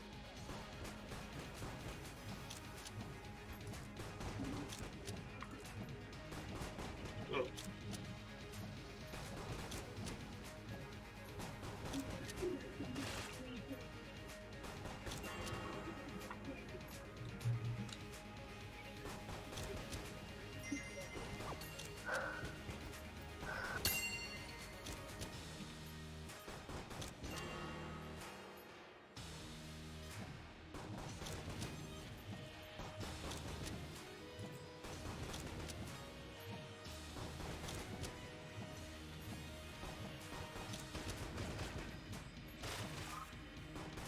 This is bad.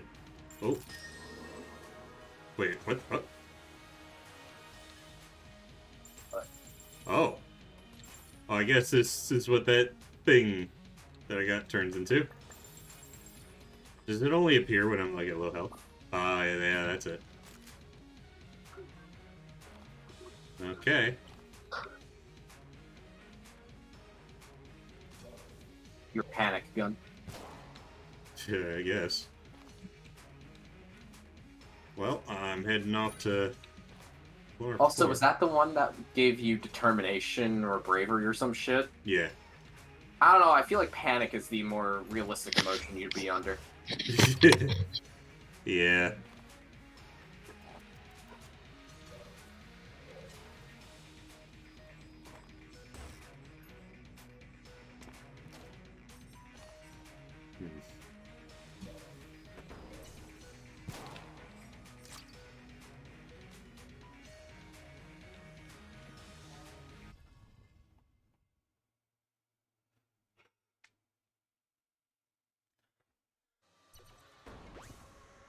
Alright.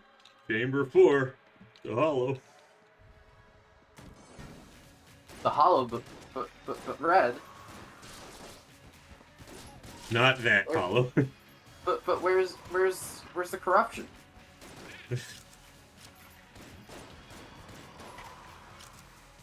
And where's the Terrarius room?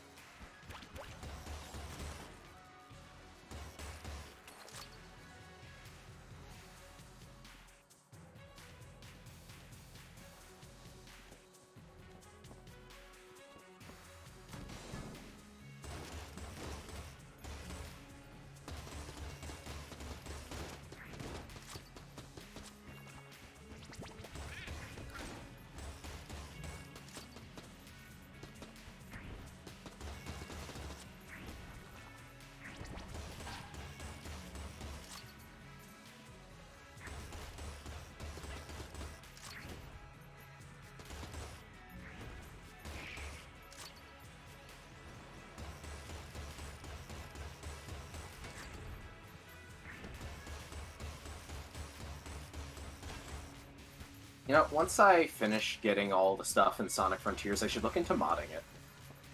Okay. See if there's any mods that I would want to stick with on replay. You know. The thing I'm most interested in trying out, though I have no idea if I'll prefer it, is the momentum mod. I'm very curious what this game would feel like with proper momentum systems.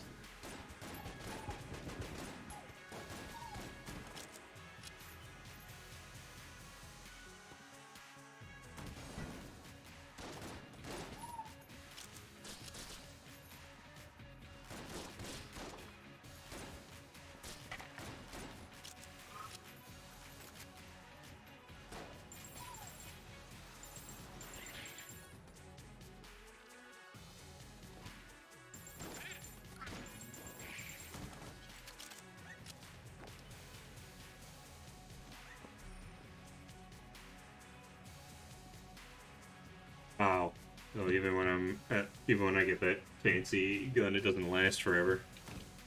Shit. You can't do an intentional play on low health run. Doesn't seem to be. I think it probably just helps you out for the room. It's really supposed to be a panic weapon, not something to rely on.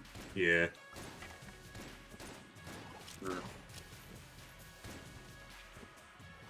I mean, there's a similar item in Isaac, but it doesn't just go away until you get back above low health.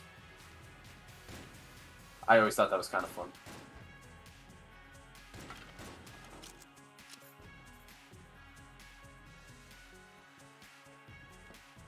It would really help if Sonic Frontiers had a drop shadow or a comparable mechanic.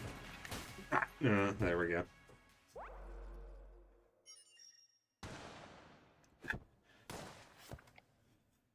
Whew. Alright, well, I got to floor 4 that time. Let's return to the breach, actually.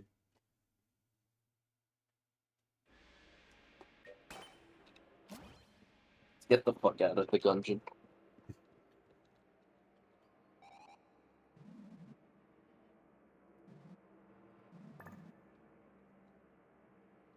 Ooh, elephant gun unlocked.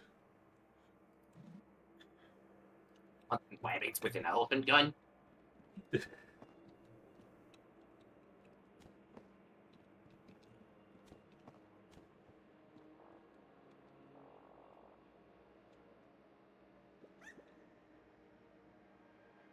Devolver. Sure, I'll get the Devolver. Volver Digital? Studio? Yeah, I'll get silver bullets. Let's see. Plunger.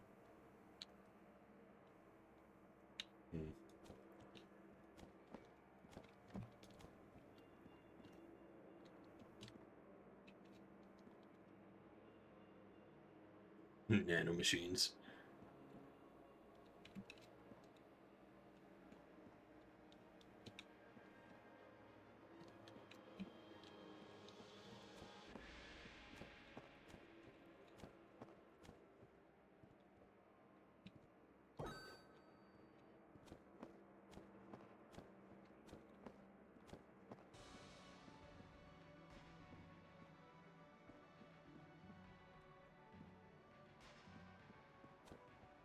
Okay, well, it's been just under 2.5 hours, and I didn't, was not expecting to be able to beat it anyway, so I think that'll probably just be it for now. This is more of a one-off thing, so I'm not gonna continue this next week. I'll figure out what I'll do next week, maybe. If it'll be another roguelike or another game I got recently, or if it'll be starting with like some of the backlog stuff I had planned. But